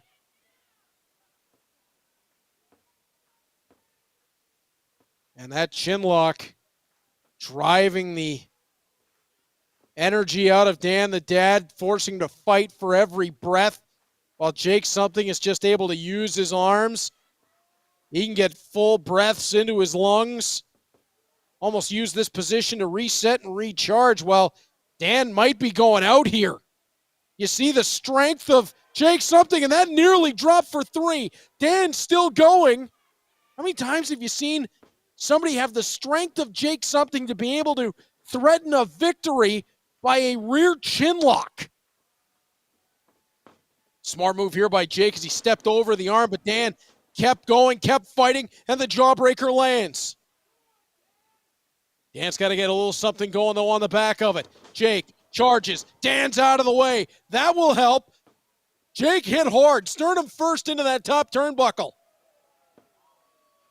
He might have driven all the air right out of himself. And the Dad trying to make his way up. Right now, spread through that top and middle rope. And now Dan is going to peel that shirt off. that Jake something tried to rip right off of him. Dan charges. Hip attack lands. A little bit more speed this time. Splashes Jake in the corner. Page out of his opponent's playbook. Jake turns the tables. Dan into the corner. Dan's out of the way. Jake hit hard a second time. Jake staggering out towards the middle of the ring. Don't waste time, Dan. He fires in with the clothesline. Not enough to get the big man off his feet. Dan again. He'll get a little bit more going this time. Charges in. Jake rocks back but won't go down. Dan calling on the fans to give him a little something extra here. He'll hit the ropes. Jake charges. Oh, Dan knew it was coming and pulled the top rope down. Jake got tangled on the way through and out to the floor. Dan's going to hit the ropes. He'll charge and dive. No, he won't. Jake captures him. Goozle out to the floor. Hoists him up to the shoulder. Power slam attempt. Oh, Dan down the backside. Jake something into the post. Dan's going to look to ascend to the second rope on the outside. Now all the way. Top floor. Jake turns. Dan flies. Crossbody. Lands it. Hook at the outside leg. Count 1, 2, and no. 2.5 as Dan the Dad putting combination together, but just couldn't quite get Jake something to stay down. Able to slide out the backside, use the post to his advantage, and then landed that crossbody. Not going to be enough. Dan over to the corner. And what? He's going for the coffee mug. I really want to know what is in that coffee mug. Or at least Dan's got to tell me what brand of coffee he's drinking as he fires that back. And now he's going to rein in the jabs with mug in hand. The rights on the jawline, working all the way around, looking like a young Randy Savage. Fires it in, looking fastball. Jake tries. Oh, Dan faked him out. DDT. There was nothing in the mug. There was nothing left. DDT. Count of 1, 2 on the fake out. No. Jake something able to get the shoulder up. Oh, it was so close. He nearly had him. Just not enough to get the 3 count on that occasion. There's a reason that Jake something is a 2-time Crown of Glory champion.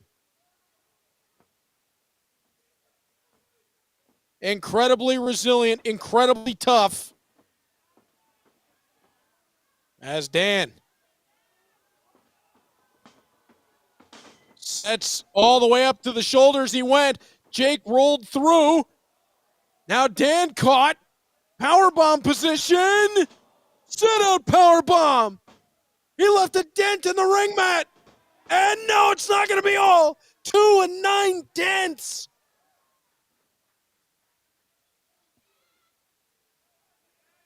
How did Dan kick out of that? He almost ended up in the basement of Delmar Hall as Jake something tried to send him right through the mat. It won't be enough. Jake back on his feet. He'll set from the corner. Dan slowly getting up. Jake's going to charge. Lands that shoulder block. Dan doubled over. Down to a knee. Has to look up at Jake something defiant.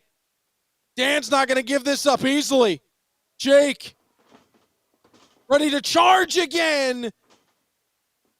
Oh, and Dan he's got to be crumpled. His ribs could be broken. And again, Dan trying to get back up.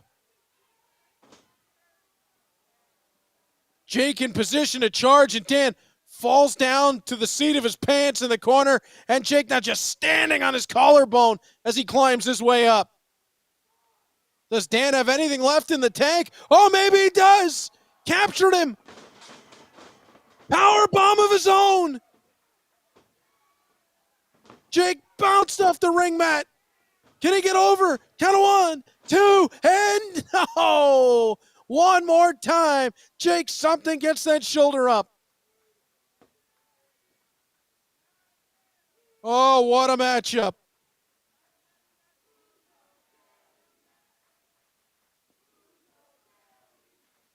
What a wild matchup this is.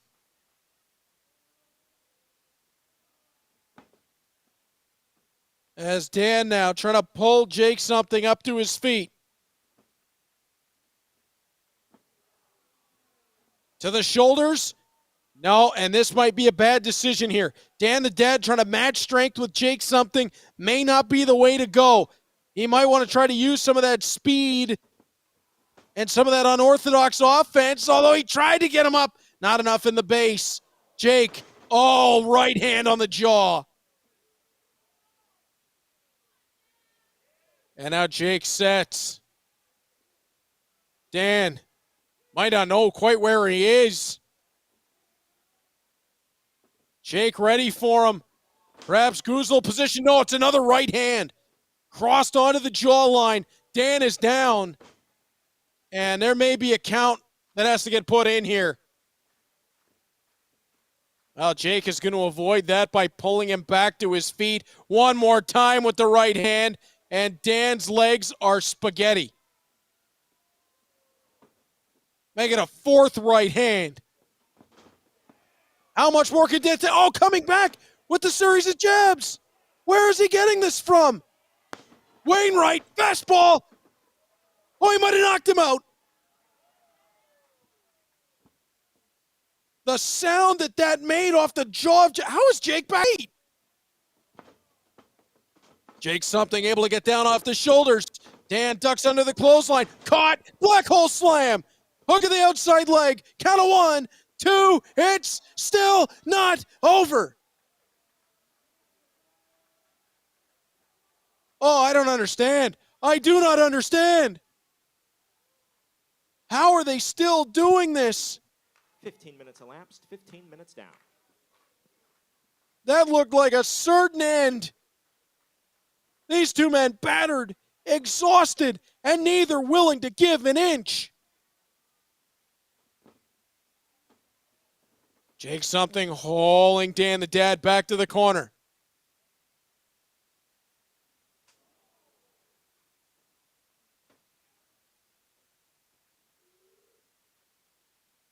Dan seated on the top rope.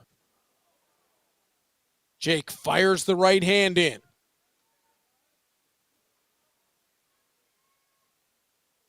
Climbing to the second rope on the inside is Jake something. Suplex set. Can he bring Dan all the way down? No, Dan able to fight his way off. Dan seated on the top rope. Opportunity is knocking. Jake able to get back to his feet, and an elbow strike lands to the point of the jaw. Dan sat out again on that top rope. Jake looking to elevate. Oh, Dan with the headbutts and a second time. And down goes Jake something. Again, an opportunity here for Dan the Dad, who ascends all the way to the top rope. Wait, Jake with the official tosses him back into the buckles. That forced Dan down, and it's a black hole slam. Hook of the outside leg, count of 1, 2, not like this, 3. 16 minutes, 41 seconds. Your winner by pinfall, Jake Something. Oh, what a brutal way to end what was a tremendous matchup. As Jake something uses the official, firing him into the buckles. That forced Dan the Dad off the top rope, right into the awaiting arms of Jake something for the black hole slam. And Dan survived it once, but there was no surviving it the second time.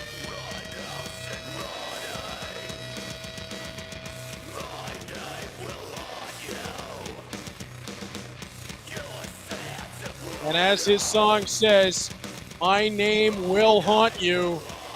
And right now the name Jake something is certainly haunting Dan the Dad, who remains down in the center of the ring. He took a hellacious beating in this contest kept coming back every single time. It just wasn't enough in the end.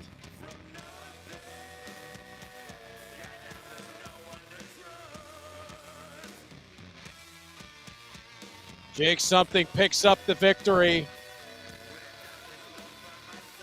And is this the end of this confrontation between Dan the Dad and Jaxon? You got to think that Dan might want one more try as he gets an adoring round of applause from the St. Louis crowd.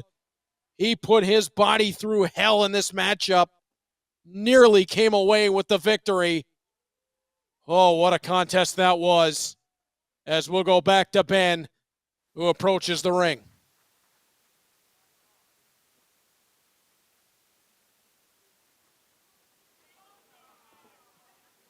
We just want to talk about wrestling. That's the name of the podcast presenting our next match. You can find them every Monday wherever you listen to podcasts. They're hosted by an American, two Americans that is, a Canadian and an Aussie. They say they're worldwide. You'll have to decide for yourselves. We just want to talk about wrestling every Monday. Follow them on Twitter. Our next contest is for the United Glory Tag Team Championship. Well, here we go. The United Glory Tag Team Championship on the line. The best pros will approach the Marino experience. Introducing first, the challengers, representing Chaco Pro from Ichimaya, Japan, the team of Balian Aki and Mei Saruga. They are Best Bros. That's Mei Saruga on the shoulders of her tag team partner, Balian Aki. They are no strangers to gold. For 422 days, they held the Ancient Dream Tag Team Championship. Representing Chaco Pro, Saruga and Aki would love to take the United Glory Tag Team titles back to the land of the rising sun. And quite the entrance for Mei Saruga and Balian Aki. But speaking of entrances, the reigning and defending United Glory Tag Team Champions will have this building on their feet. The 14th team to hold those titles. And their opponents from Erotic City, USA. They are the defending United Glory Tag Team Champions, Philly C, Marino T, the Philly and Marino Experience. Hit the Phil Collins. It's time to party. For 91 days. Marino Tenaglia on your left, Philly Collins on your right have held those United Glory Tag Team titles. They dethroned the Hustle and the Muscle back on March the 26th. It was a beautiful moment for Glory Pro, and at the pageant, they knocked off the team of Ali Catch and Effie. That was their first defense of the United Glory Tag Team titles. This, the second opportunity. Can they knock off a team from across the world? I have never seen Marino T and Philly C not having a good time. And Baliana Key is trying to keep Mei Saruga from having a bit of a party with the boys, my good friends from Erotic City, USA. Now, I've never been there, but they tell me it's a great time. And I believe them. Your referee is Christopher Miles. And the crowd goes ballistic every time that Philly Collins and Marino Tenaglia are in the building. Philly Collins, no doubt, the power of the team. Marino Tenaglia, he brings the speed and the aerial ability, incredible athleticism. These two have been a team since 2016. There are not many teams on the independent circuit that have more time together than the Philly Marino experience do. And I was there at the very beginning. I saw these two men coming up from Erotic City, USA to Alpha One Wrestling way back in the day as they were just starting out as a tag team. You knew they were special then. They are certainly special now, as May Saruga will have to tag out to Baliana Key, as she might not have been able to handle is it the Kavorka perhaps of Philly Collins, who is putting the strut on. Look at Marino Tenaglia. Oh, the hips don't lie, boys. The hips don't lie. As Baliana Key tries to run in for a shoulder block, that ain't going to work. Philly Collins is one of those guys that when he sets his base, he's going nowhere. And again, Baliana Key comes running in, and no chance. Key, a third time, steps in, and whoa, look at the base on Philly Collins. That shake should be illegal. Oh, my goodness. And it's Philly Collins with a shoulder block of his own. Time to strut, big fella. Oh, I have more fun calling matches for the Philly Marino experience than you can imagine. Underneath goes Baliana Key. He'll take the arm of Philly Collins. This is smart strategy right here from the challengers. Take a body part, isolate a limb on one of the champions, and go to work on it. As Philly Collins gets underneath on Baliana Key, trying to give him a taste of his own medicine, and Baliana right back to it. Has the arm of Philly Collins trapped. Collins tries to get underneath, rolling his way through, and again, comes out with the arm of Baliana Key. Don't let the size of Philly Collins fool you. He is slick in that squared circle, very fast, and he can strike at a moment's notice. Brings the power to the team, but is also a very, very quick and smooth operator in his own right as he tries to duck under Baliana Key. By the way, Best Bros have been together since 2018, so only 2 years difference to the Philly Marino experience. But again, you see the difference, that 2 years, it is really something else for a team to have been together that long. As Philly Collins, I don't even know how to call this. He gets the wave going with the arm, and now, no, May Saruga stepped in, and on the chain reaction, she got a slap in on Philly Collins. Now, May Saruga was not legal in that confrontation. Baliana Key tries to get a victory by putting his foot on, and now, what is this? Now, I have watched the movie Dirty Dancing, and a double stomp out of it. Hey, Best Bros looking pretty slick. Baliana Key, the 8-year pro. He is putting in the work early on in this matchup and now makes the tag out to tag team partner May Saruga. Saruga, who stands just 4'10", stepping in against the power of the Philly Marino experience. I have no idea what this is. Oh! Well, worked out in the long run, a bit of pomp and circumstance going into it, but it was a twist on the neck of Philly C as his ankles went one way and his neck went the other. And now into the corner of the challengers. May Saruga, who debuted in 2018, trained under Emi Sakura, so you know that she knows her way around the squared circle, and right now she and Baliana Key putting the boots into Philly C. And over to give a shot to Marino Tenaglia was Baliana Key.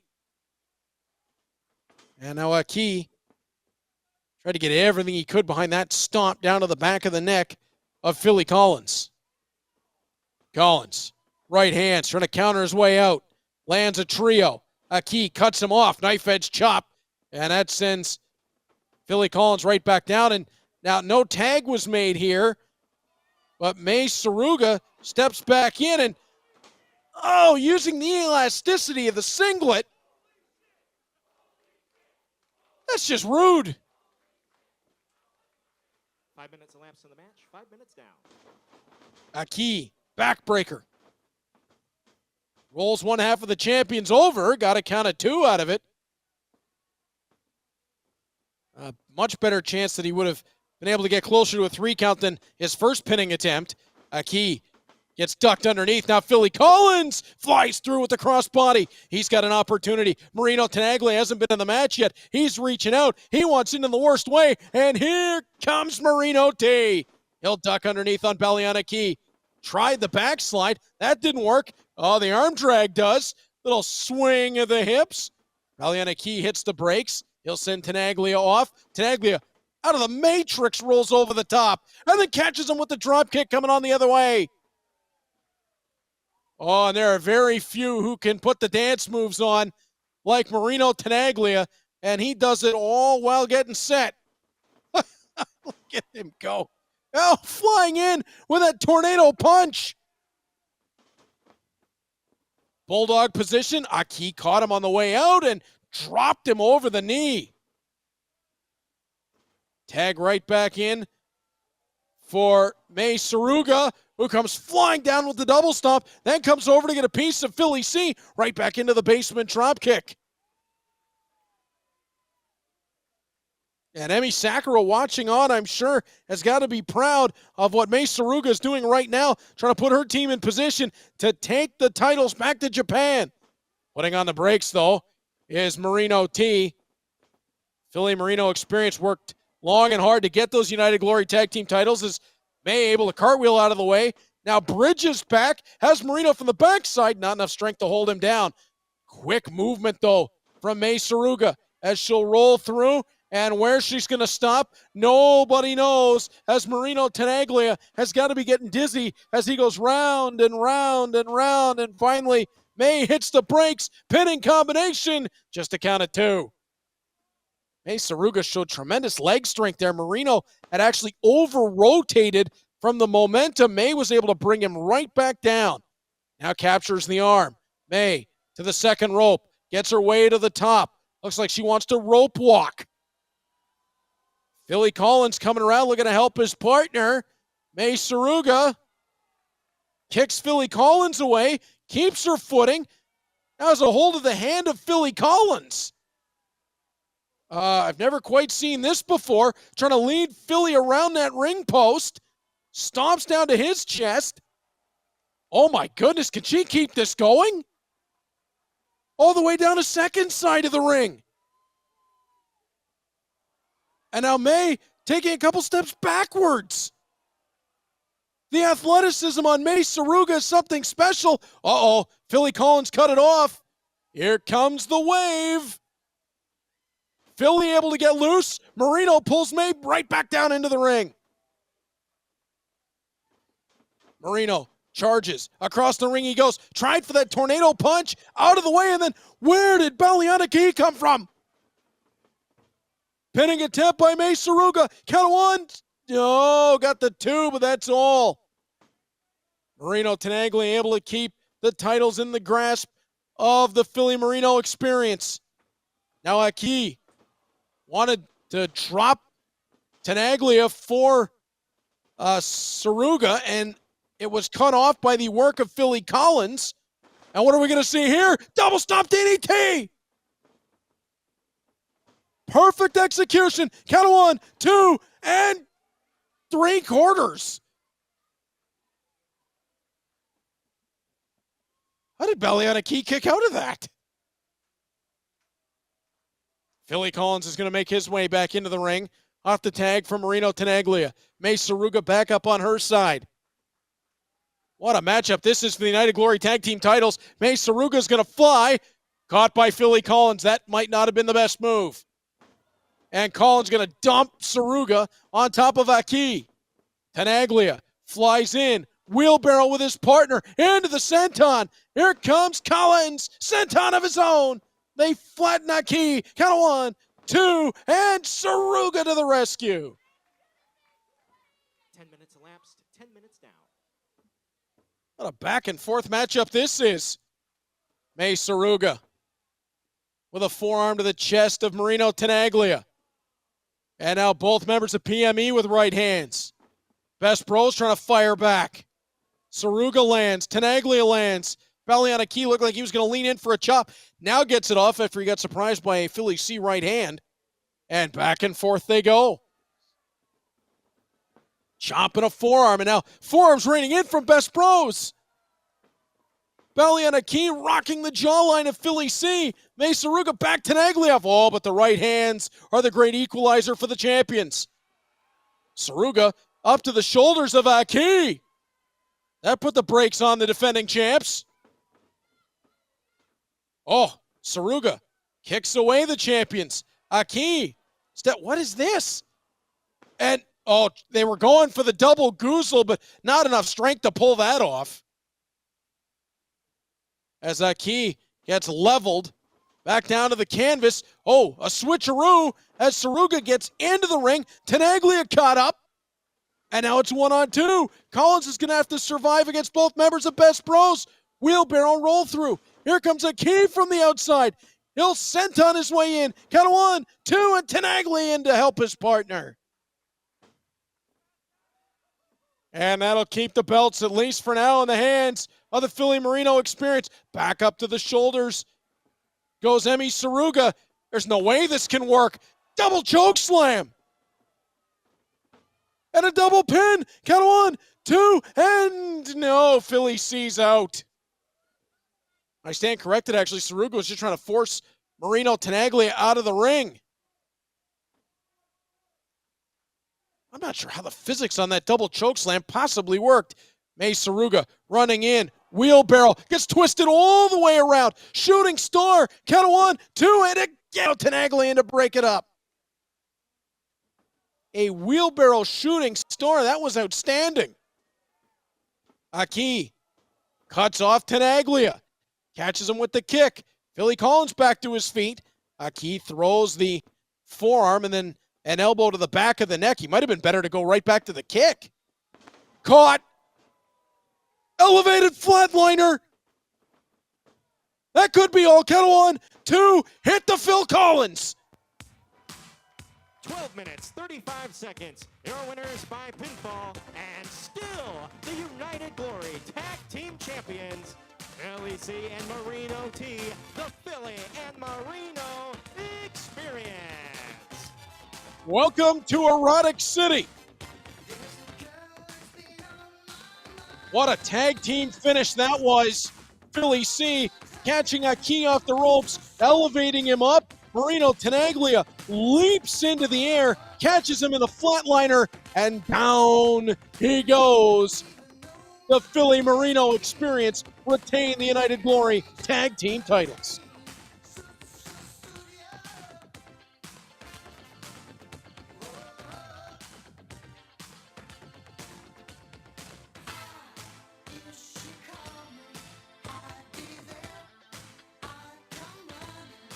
And beautiful show of sportsmanship here as the title belts are laid out in the center of the ring by the Philly Marino Experience to exchange a bow with Best Bros.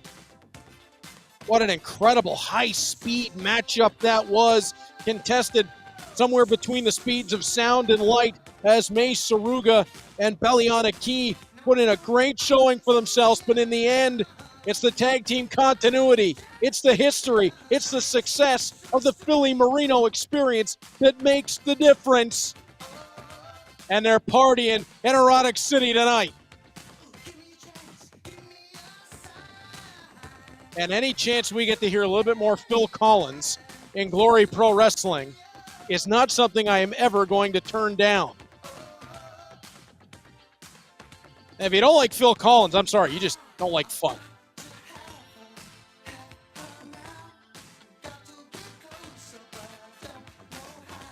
Second successful defense of the titles. The reign continues on towards 100 days as the United Glory Tag Team Champions. And from a personal standpoint, I hope it's many, many, many more. I think Billy C just found that dollar bill that got left on the stage earlier tonight. Hey, why not? Oh, let's go back to Ben. I love those guys.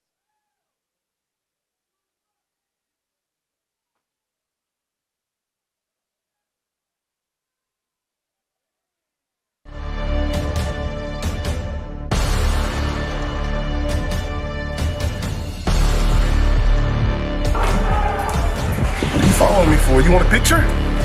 Just want to know, what'd you do? Why'd you do that? What did I do? You saw what I just did.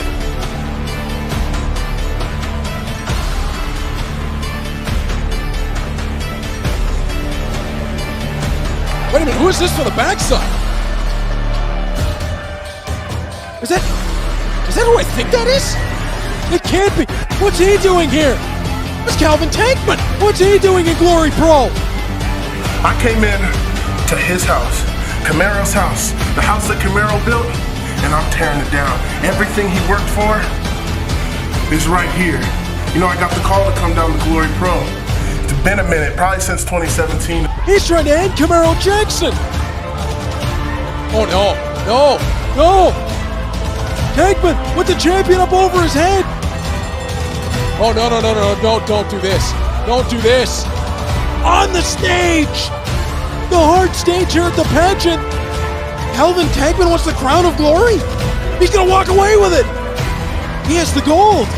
What a way to make a re-debut and come back, lay the champ out, and take the belt.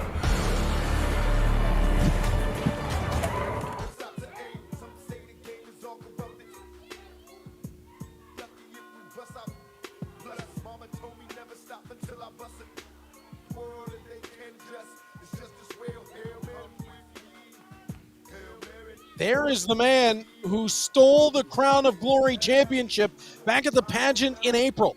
Calvin Tankman returning to Glory Pro Wrestling for the first time in 6 years. Why is he here? We don't know, but he said he got a call to come to Glory Pro Wrestling. Who was that call from? As Calvin Tankman in to officially challenge for the belt that he stole. The belt that erroneously is around, well, held in his hand currently. The champion remains Camaro Jaxon, as you see the man known as Heavyweight Hustle, and there's the Quad Father, the Crown of Glory champion. Although he doesn't physically have that belt in his possession, everyone knows exactly who earned that belt way back on September the 25th of 2022 when he defeated Mike Outlaw at the pageant 2. He has gone on since then to defend the belt on 7 occasions. His reign has been absolutely brilliant. I stand corrected, 8 different occasions that Camaro Jaxon has defended that title. Tonight would be the 9th if he can take possession back from Calvin Tankman. Defended it in a 4-way in October against Alfonso Outlaw and Rohit Raju. In December against Kody Lane. In January against Jake Something. In February against Myron Reed. In March against Dak Draper. In March a second time against Kenny Alfonso. One more time in April against Kenny Alfonso and Mike Outlaw. And then his last defense at Go for Broke in May against Karam. He has taken on a who's who of challengers for the belt. But the biggest challenge stands across the ring. One fall, 30-minute limit for the Crown of Glory Championship. Your referee is Ned Baker. Introducing first, to my right, from Indianapolis, Indiana, weighing 360 pounds, in possession of the title belt tonight, he is the challenger. heavyweight hustle, Calvin Tankman. What is Calvin Tankman's purpose here other than to cause heartache for Camaro Jaxon? And the fans clearly not appreciating the presence of heavyweight hustle. City, USA, weighing 265 pounds. He is the defending Crown of Glory champion, the Quad Father, Camaro Jaxon. The rightful champion who finally gets possession of his title back into his hands to open up this contest. Ned Baker, the referee, and Camaro Jackson's going to start hot. And I can't blame him. The champion out of U City. He's been waiting for this opportunity. He's wanted Calvin Tankman. He wants that belt back and to prove that he is truly the Crown of Glory champion. And the only way to do that is to beat Tankman here tonight. Off the ropes goes Jaxon. He charges, and Tankman stands him up. He goes 360. It's going to be hard for Camaro Jaxon, who's used to being at the top of the food chain when it comes to strength, to try to go strength for strength against a man the size of Tankman. And there you see Jaxon, who is so used to using that pounce. Tankman just pounced him right out of the ring. And you'll have to excuse me being a little bit stunned, just not used to seeing Camaro Jaxon put in this kind of physical distress by an opponent. As Tankman backs Jaxon up to what is the makeshift guardrail here at Delmar Hall. I believe that's the bar rail. Gave him the knife edge chop over it. Now around to the standard guardrail, and Camaro Jaxon comes right back. Jackson's going to have to adjust the game plan here. He can't go strength for strength with Tankman. Very few can. He's going to have to use his speed and his athleticism in this contest, and we know Camaro Jaxon certainly is not short on either of those. Calvin Tankman trying to use his just beastly power. Heavyweight hustle, a good tag for this massive individual who re-arrives in Glory Pro Wrestling with the singular mission of taking that Crown of Glory championship. He took it physically first, now tries to take full possession as the new champion from Camaro Jaxon as he runs him right back into the stage. Lower back first, now Tankman, where wood meets steel, belly to back. Driving the air out of the champion, who is in massive trouble early on in this contest. Tankman, obviously, no stranger to gold, former IWA World Champion, Black Label Pro Heavyweight Champion on 2 different occasions, AAW Tag Team Champion, along with MLW World Tag Team Champion. But he wants the Crown of Glory, and it certainly shows how prestigious this title is. Athletes from around the world want to be known as the Crown of Glory champion.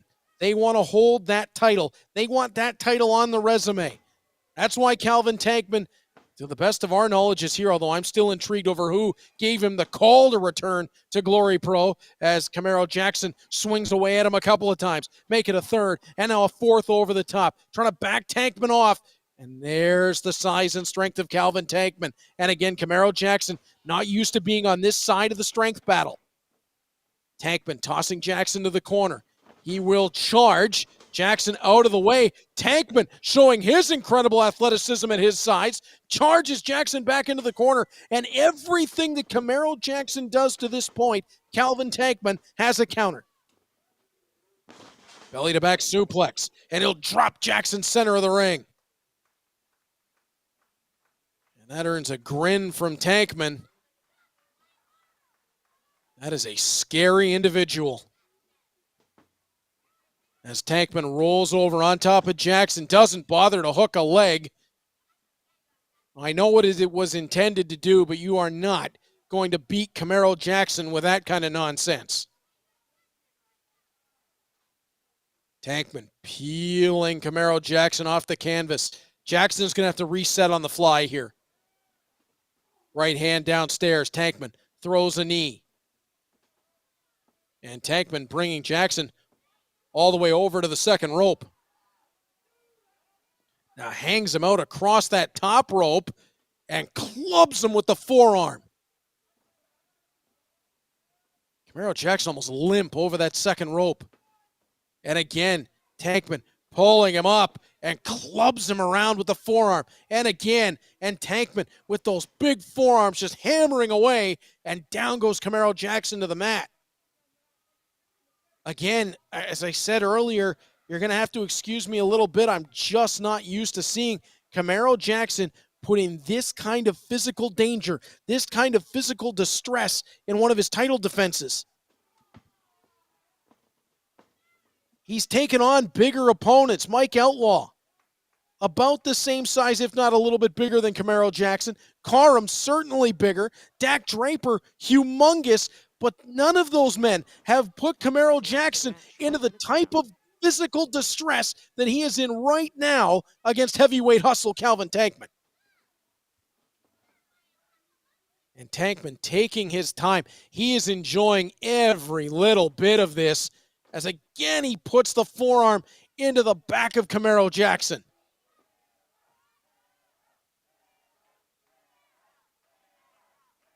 Jaxon trying to pull his way up in the ropes, trying to get back to his feet.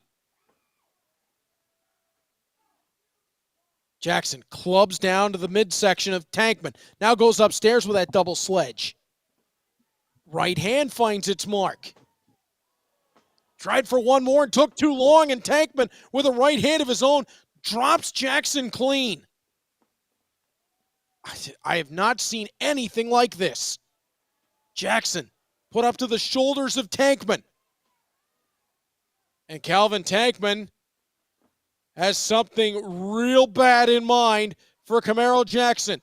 He's got the legs tied up, bit of a torture rack position, and that's exactly what he's doing. He's got his hand underneath the chin, he's got those legs tied up, and it is a human torture rack on Camaro Jaxon. No way to escape. He's in the center of the ring. We could have a new Crown of Glory champion. Jaxon hanging on, fighting to hang on here to his title, to his legacy. Trying to fire over the top with his right hand, just enough to get Tankman to release him. Calvin Tankman is taking everything out of Camaro Jaxon, who now fires back with a series of right forearms. You see the difference in size. Camaro Jaxon is no small man. He goes well over the 200-pound mark. I believe around 235, 240. But Calvin Tankman, 360. I mean, Camaro Jaxon has given up 100 plus. And a few inches in height as well, as he throws the knife edge chop. And then the forearm to the jawline. The champion trying to rally here. Goes to the jawline once more. Tankman cuts him off. And right back down to the canvas. But it's not enough. Camaro Jaxon fires up. He goes with the chops. And then the forearms. Trying to back the challenger away towards the ropes. Jaxon getting a measure here of Tankman. Ducks underneath. Hammers him with that left arm. Not enough to take Tankman down, but enough to back the challenger up. Off the ropes goes Jaxon. Tankman spins around for the backside. He'll follow up. Jaxon caught him and set him out with the power slam.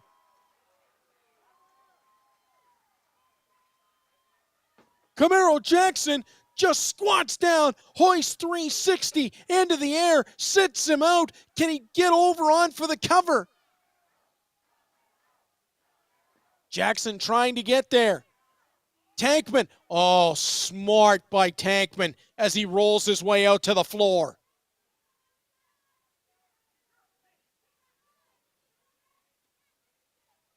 Calvin Tankman cannot lose the title, or pardon me, cannot lose this match by pinfall to Jaxon out on the floor. He could lose by countout, but he's got his wherewithal. He's on his feet.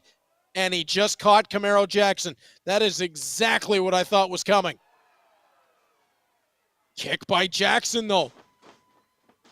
Jaxon off the ropes. He'll dive his way over the top. He just threw caution to the wind and threw his body at Calvin Tankman.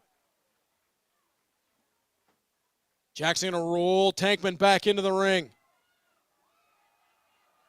He will ascend all the way up to the top. Camaro Jaxon is gonna fly with the frog splash. He lands it. He lands it. Will it be enough? Jackson's got to get over and get on top of Tankman. He'll extend the arm. Count of two. And no! Tankman's out. Calvin Tankman is not going to give up in this matchup. But Camaro Jaxon has continued to fight, continued to battle, and it's been an uphill battle at that. But he is earning his way back into this contest with every move. Jaxon over top of Tankman, and the champion has taken control. 10 minutes down. As he tries to go for the pile driver, Tankman hits the brakes. Knee from Jaxon as he steps into the chin. And a second time, you can see the whole upper body of Tankman move. What is Jaxon? There's no way. He can't get the Uranagi on Calvin Tankman. Tankman with those back elbows cuts him off. Gets a hold of the arm. Spins through. Tankman, atomic drop that wobbles the champion. And now the clothesline drops him. Jaxon able to rebound to his knees. But what's he going to have in the tank as Tankman steps over to get him? Calvin Tankman with the hoist on the champion and a powerbomb. Stacks him. Count of 1, 2, new chip. No, 2.5. He stole the belt. He nearly won the belt right there. As Calvin Tankman backs off towards the ropes, Camaro Jaxon is still down. He has not moved since he got hit with that power bomb. Just barely getting the shoulder up, and now nearly lifeless. Tankman able to pull him to his feet. Not a lot in the tank at the moment for Camaro Jaxon, although he has enough to put a block on the suplex. Tankman pulls him back up to his feet. Jaxon uses the opportunity to roll under. Bit of a ripcord forearm, and you can see this battle has taken a ton out of both men, but still enough for Jaxon to elevate for the enziguri. Camaro Jaxon caught him on the way in. Spinebuster on Tankman. He used Tankman's momentum against him, and he got him with the spinebuster. But what does the champion have left in the tank? What can he do to Calvin Tankman to put him away, to retain his title? What is left here for Camaro Jaxon? Jaxon in the corner, seated on that bottom turnbuckle. Now back up to his feet. Can he put Calvin Tankman away? What is it? Wait, what is going? There's something going on at the stage. Is that Cinco? Is that Cinco walking down to ringside? Tankman, oh! He just turned the lights out on the referee. That is Cinco. Is this the man that put the phone call into Tankman? He's got to be. He must be. Cinco hands the Crown of Glory title to Tankman. Out of the way is Jaxon. A second time. He'll come through with the lariat. He hammers him with it. He hammers him with it. Lariat, this match should be over. The fans counting to 7, 8, 9. Tankman is out, but the referee took that right hand right on the jaw. I mean, our official could have a broken jaw. Second official coming down. It might be too little too late, though. Cinco not even going to let it occur. And Cinco, who pulls the official back out of the ring. Now an argument ensuing at ringside. Oh no, watch out for Tankman from the backside. Tankman's on his feet, and he clubs Camaro Jaxon with the forearm. Sends Jaxon off the ropes. Tankman pops him up. Twists him into that back elbow. Now Tankman hoists, sits him out. Tankman hooks the leg. Official rolls in, count of 2. Oh my God, it's a new Crown of Glory champion. Ladies and gentlemen, 14 minutes, 16 seconds. Your winner by pinfall and new Crown of Glory champion, heavyweight hustle, Calvin Tankman. And now stepping in, it was Cinco. Each and every one of you can suck my dick. Whoa, whoa, whoa, whoa, whoa. You know why? Because can't one of you tell me I'm not the fucking champ now? Whoa, whoa, whoa, whoa, whoa, whoa, whoa, whoa, whoa. We with Glory Pro apologize for Calvin Tankman going off with the microphone. There's the money. He was a hitman. Calvin Tankman was Cinco's hitman. He couldn't pry the title away with Mike Outlaw, so he hired Calvin Tankman to take it away.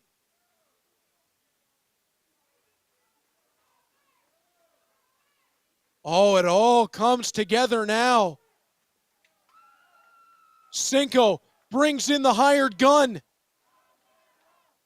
And Camaro Jaxon now has the title stolen again. This time, not just in possession, but in actual acknowledgement. Calvin Tankman, after being knocked out by that clothesline, gets back up, and with a little assist from Cinco, is the Crown of Glory champion.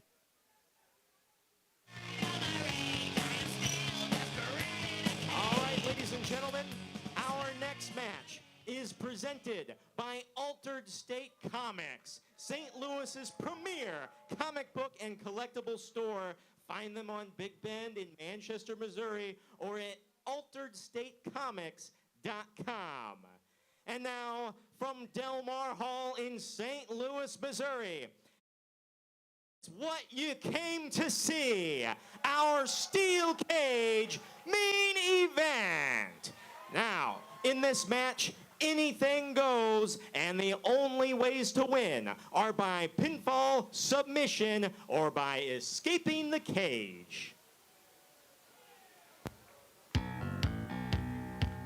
On what has already been a transformative night in the history of Glory Pro Wrestling, with Calvin Tankman capturing the Crown of Glory Championship here on Fight TV, we get locked up.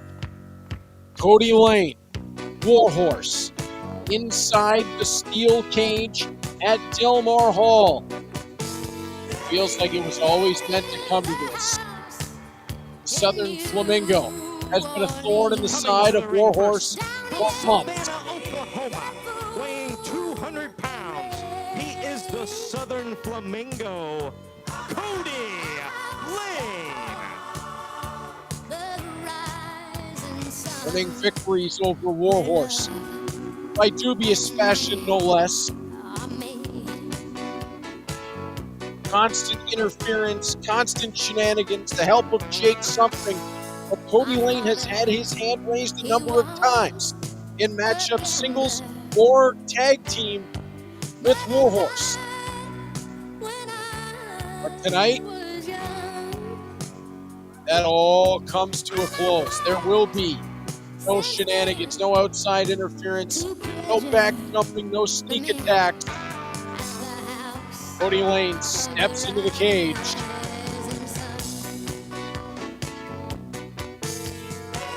And when the House of the Rising Sun plays while he steps in, it's a haunting sound.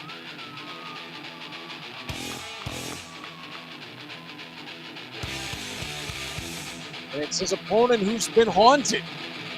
The specter of Kody Lane has sleepless nights for WARHORSE. This is his moment for revenge. His opponent, weighing 4,000 pounds of raw heavy metal, he's here to rule as WARHORSE.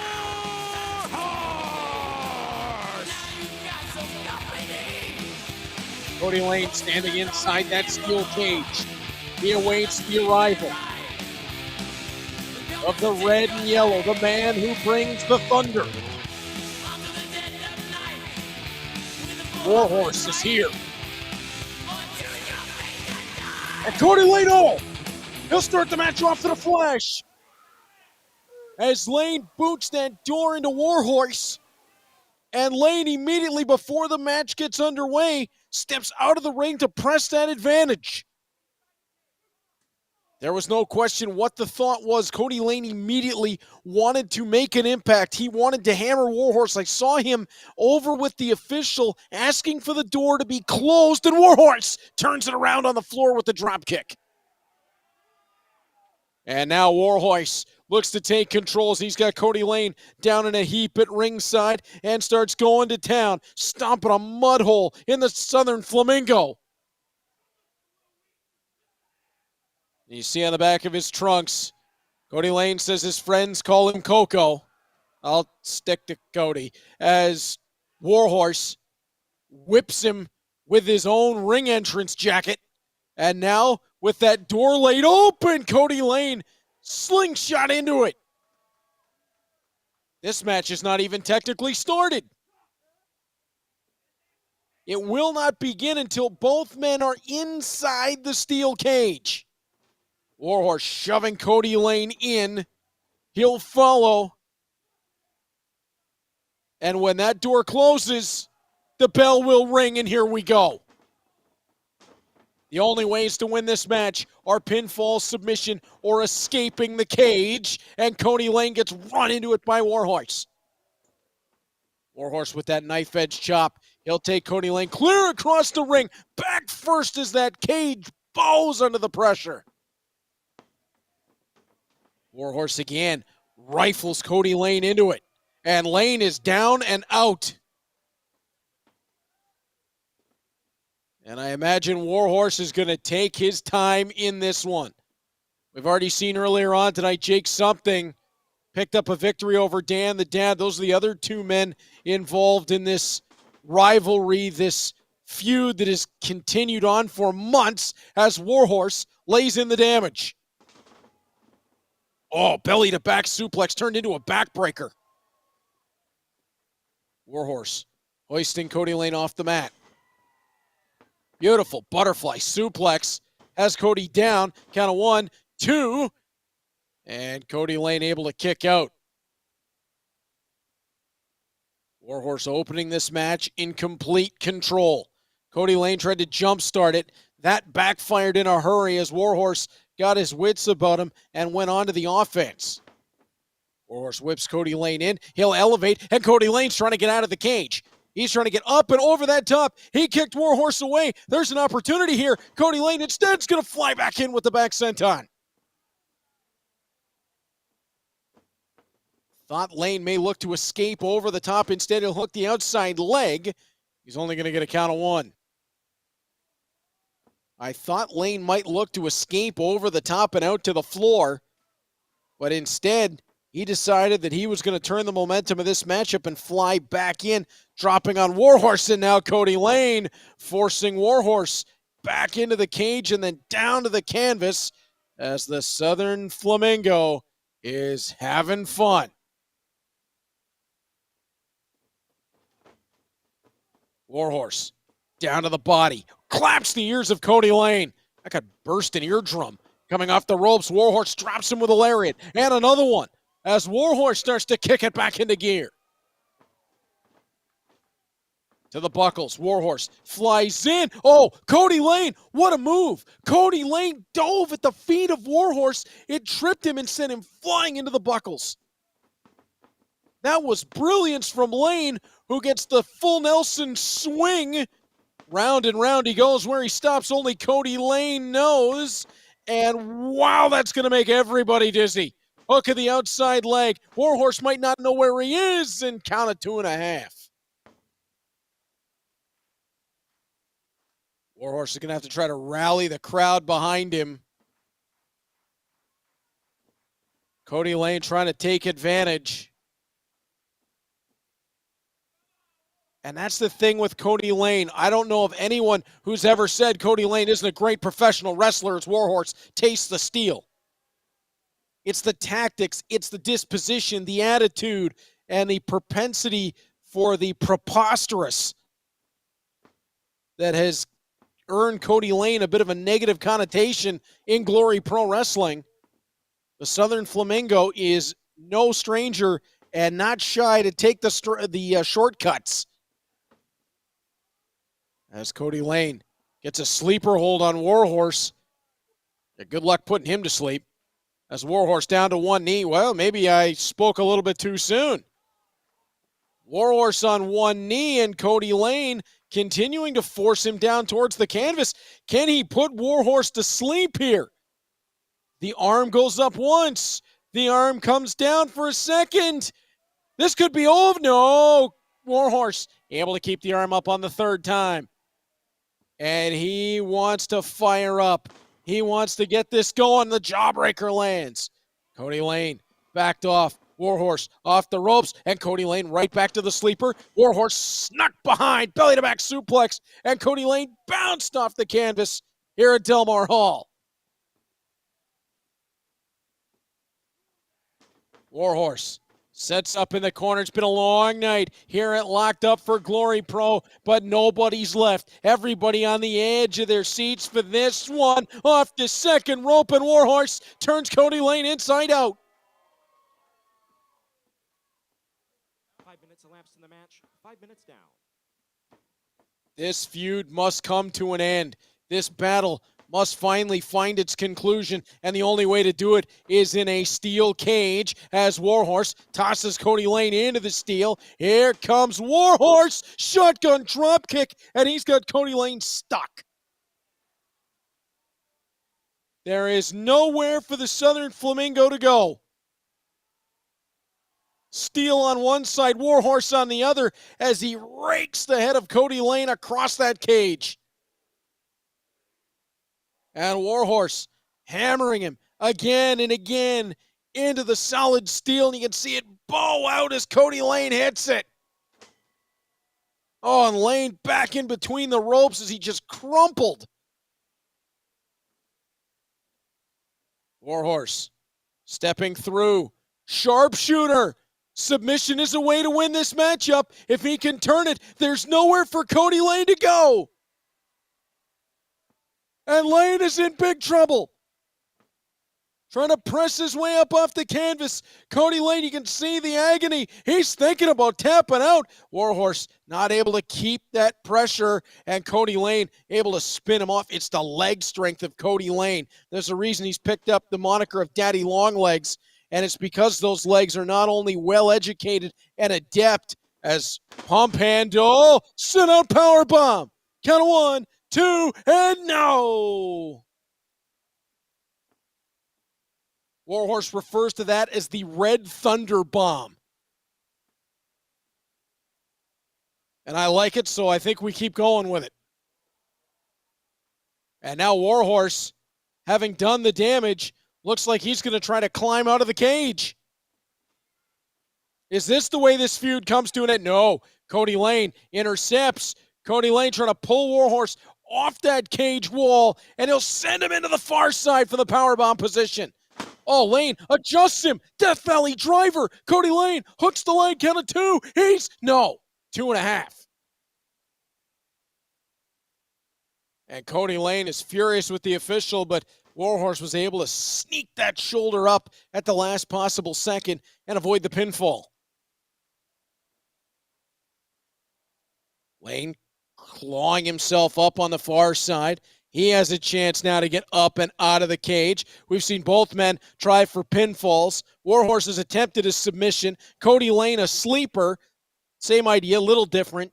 And now both men have attempted to climb out of the cage.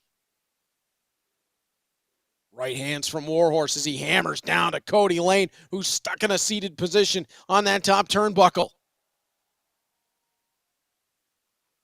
Warhorse hops up. Oh, he was looking for a Frankensteiner. Instead, Kody Lane grabbed onto the cage, hitting the brakes. Kody Lane, second rope, and Frankensteiner from Warhorse. He got him on the second attempt. Warhorse rolls Lane over to the outs, doesn't get a leg hook, but he presses down on his shoulders, and Lane's able to get out of 2.5. At any moment, this could come to an end, and you saw Lane sort of hop off his back and just throw a shot at Warhorse. Warhorse responds in kind. Warhorse with Lane, center of the ring. He says, "This is all." The hoist. Lane lands on his feet, belly to back. Warhorse lands on his feet. The go behind. Lane hung on to the ropes. He'll charge. Boot to the side of the head of Warhorse, who's forced to back off towards the ring ropes. Kody Lane comes marching on.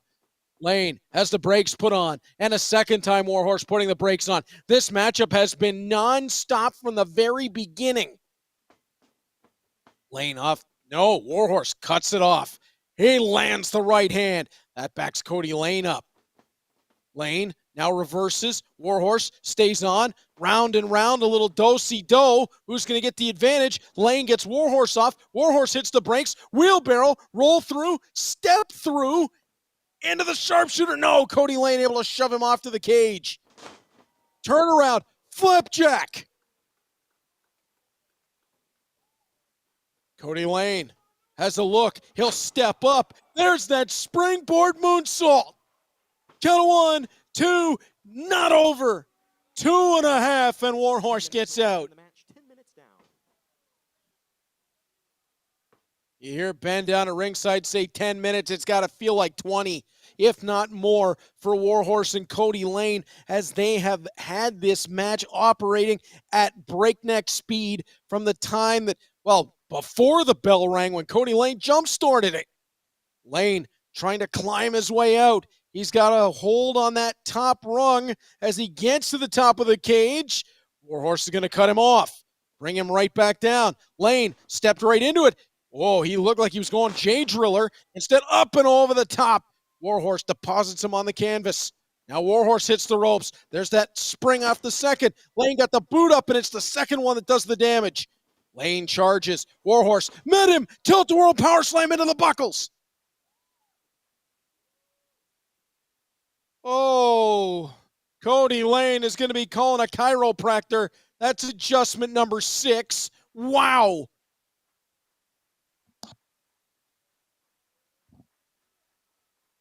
I can't believe Kody Lane is moving as quickly as he is. Warhorse stirring as well. Both men trying to get back to their feet. Kody Lane grabs a hold of the wrist of Warhorse. How is Kody Lane still going? A tilt-a-whirl power slam into the buckles, and Kody Lane says, "Bring it on." Warhorse responds. Lane gets back one of his own, and now Warhorse, he tried to turn that elbow over to the jawline. Kody Lane straight forearm. I love the way that Warhorse throws those forearms. He almost throws in a flip of that elbow, just that little bit extra to catch in with bone. Just an extra devastating strike from Warhorse, who begins to climb up the cage, and he got run into one of those posts. Kody Lane to the top, and he's going to get run into one. Both men climbing. Lane and Warhorse standing on the top rope. Warhorse falling backwards. Oh, he's able to hold himself on. Kody Lane jammed to the top of the cage. Lane got both his arms over the top and was essentially able to hug the cage to himself to keep from falling. Warhorse, he gets slammed to the top of the cage. Now Lane's legs almost give out. Warhorse still there as well. Kody Lane jammed off the top of the cage. Warhorse takes flight. Whoa!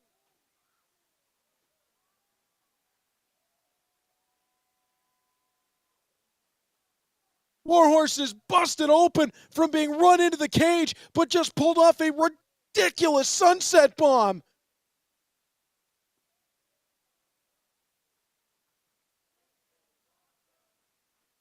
Kody Lane trying to pull himself up in the corner. He must see that Warhorse is bloodied. Warhorse pulls himself up to his feet. He'll charge. Lane gets out of the way, tosses Warhorse into the corner, and he caught Cage on the way through. Lane splits him out over the top turnbuckle. He'll ascend. What a main event as Kody Lane hoists up War. What in the world is this going to be? Following slam from the top. Warhorse able to roll onto his stomach, forces Kody Lane to at least pull him back. Count of one, count of two, 9/10. It was that roll by Warhorse that likely saved it for him. Oh, and there you see the grisly sight, the forehead of Warhorse. He is busted open. Kody Lane backs Warhorse to the corner. And now he's going to work over that cut. No disqualification in this matchup, so Kody can do whatever he wants. And he's got a hold of his ring jacket, and he's just grabbed something off of it. What? That's duct tape. Kody Lane had pink duct tape in his ring jacket. He's going to try to duct tape Warhorse to the top rope. Oh, remember what I said about the shenanigans? He found a way to bring the shenanigans into the cage match. Warhorse is helpless. Kody Lane wrapping that arm like a mummy. And for good measure, he's going to get both. Oh, this is not good. The officials may have to do something about this. 15 minutes elapsed in the match. 15 minutes down. Warhorse is taped to that top rope, and now Kody Lane is going to step up, and Kody Lane is going to have a chance to get, I think Warhorse got out of that duct tape on the one hand, and he kicked Kody Lane down, and Kody Lane landed on the flamingos on that top rope. I think Warhorse got one hand out. He does. He's got his left hand, I think, either out or almost out. It's his right hand that's the problem. Yeah, now his left is definitely out. As Kody Lane calls for the door, he's got to try to get his right hand loose. Now he does, and Lane's not going to make it out the door. Lane able to kick him back. He'll try again. Warhorse dives across the ring. Kody Lane had half his body out. He was almost to the floor, but both feet must touch. Roll up, inside cradle. Kody Lane with a chance. That wouldn't go. Warhorse sent back into the cage once again. Kody Lane has him. Jay Driller, this is over. Hook of the outside leg, count of 1, 2, Kody Lane. No. He kicked out of the Jay Driller. How in the world did Warhorse kick out of a Jay Driller? Oh, and you can see the gash on the head of Warhorse. Kody Lane now climbing in the corner. This has got to be all. There's got to be nothing left for Warhorse to get up there and stop him. I stand corrected. Warhorse somehow, some way, climbs the cage, ascends, headbutts to Kody Lane. No, I can't even think of the words. No care for his own well-being as he headbutts with the cut Kody Lane to bring it back. Superplex from the top. He pulled Kody Lane from outside the cage back in with the superplex.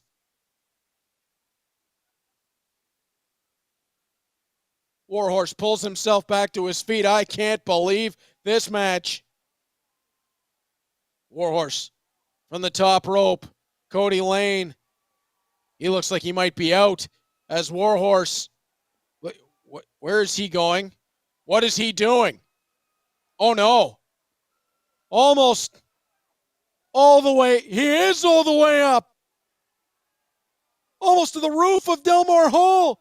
Hail to the king.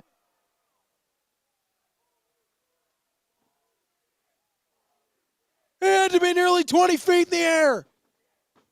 Hook of the outside leg. Count of 1, 2, and 3. Warhorse does it. 18 minutes, 14 seconds. Your winner by pinfall, Warhorse! My God, what a hellacious match that was. Bloodied, battered, but not beaten, Warhorse ascends into the sky and comes flying from the top of the cage. Hail to the king to finish it all out. Warhorse gets his revenge on Kody Lane.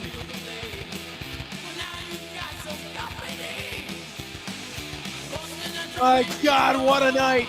Here for Glory Pro Wrestling and Locked Up.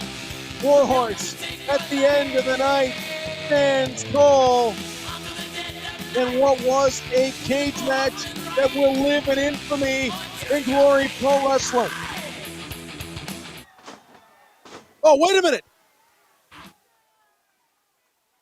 Jake Something. Jake Something interrupts the celebration. And like Terry Gordy, 40 years ago, slams Warhorse's head in the cage. And now the right hand, and Jake Something over on Warhorse. He's trying to obliterate this man.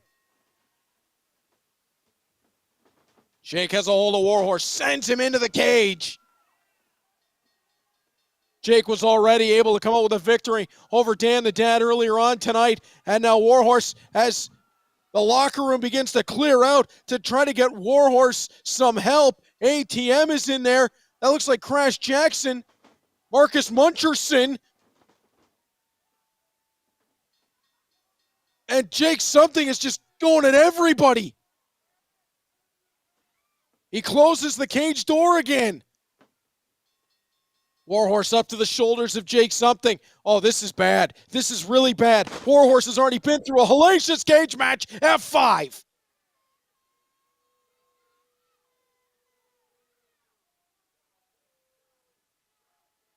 Warhorse in his moment of glory has been left laying, and Jake Something climbs to the top of the cage. Look at the carnage that he's left.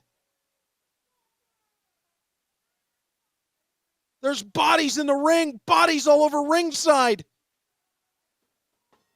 And he's not done yet. Jake Something hoisting Warhorse up. Power bomb. And he tries to drive him through the canvas. That is a sick individual. Jake Something has completely lost his mind. Something has snapped more than usual, more than ever. And now Jake Something will make his exit after leaving what looks like a NASCAR wreck around Delmar Hall.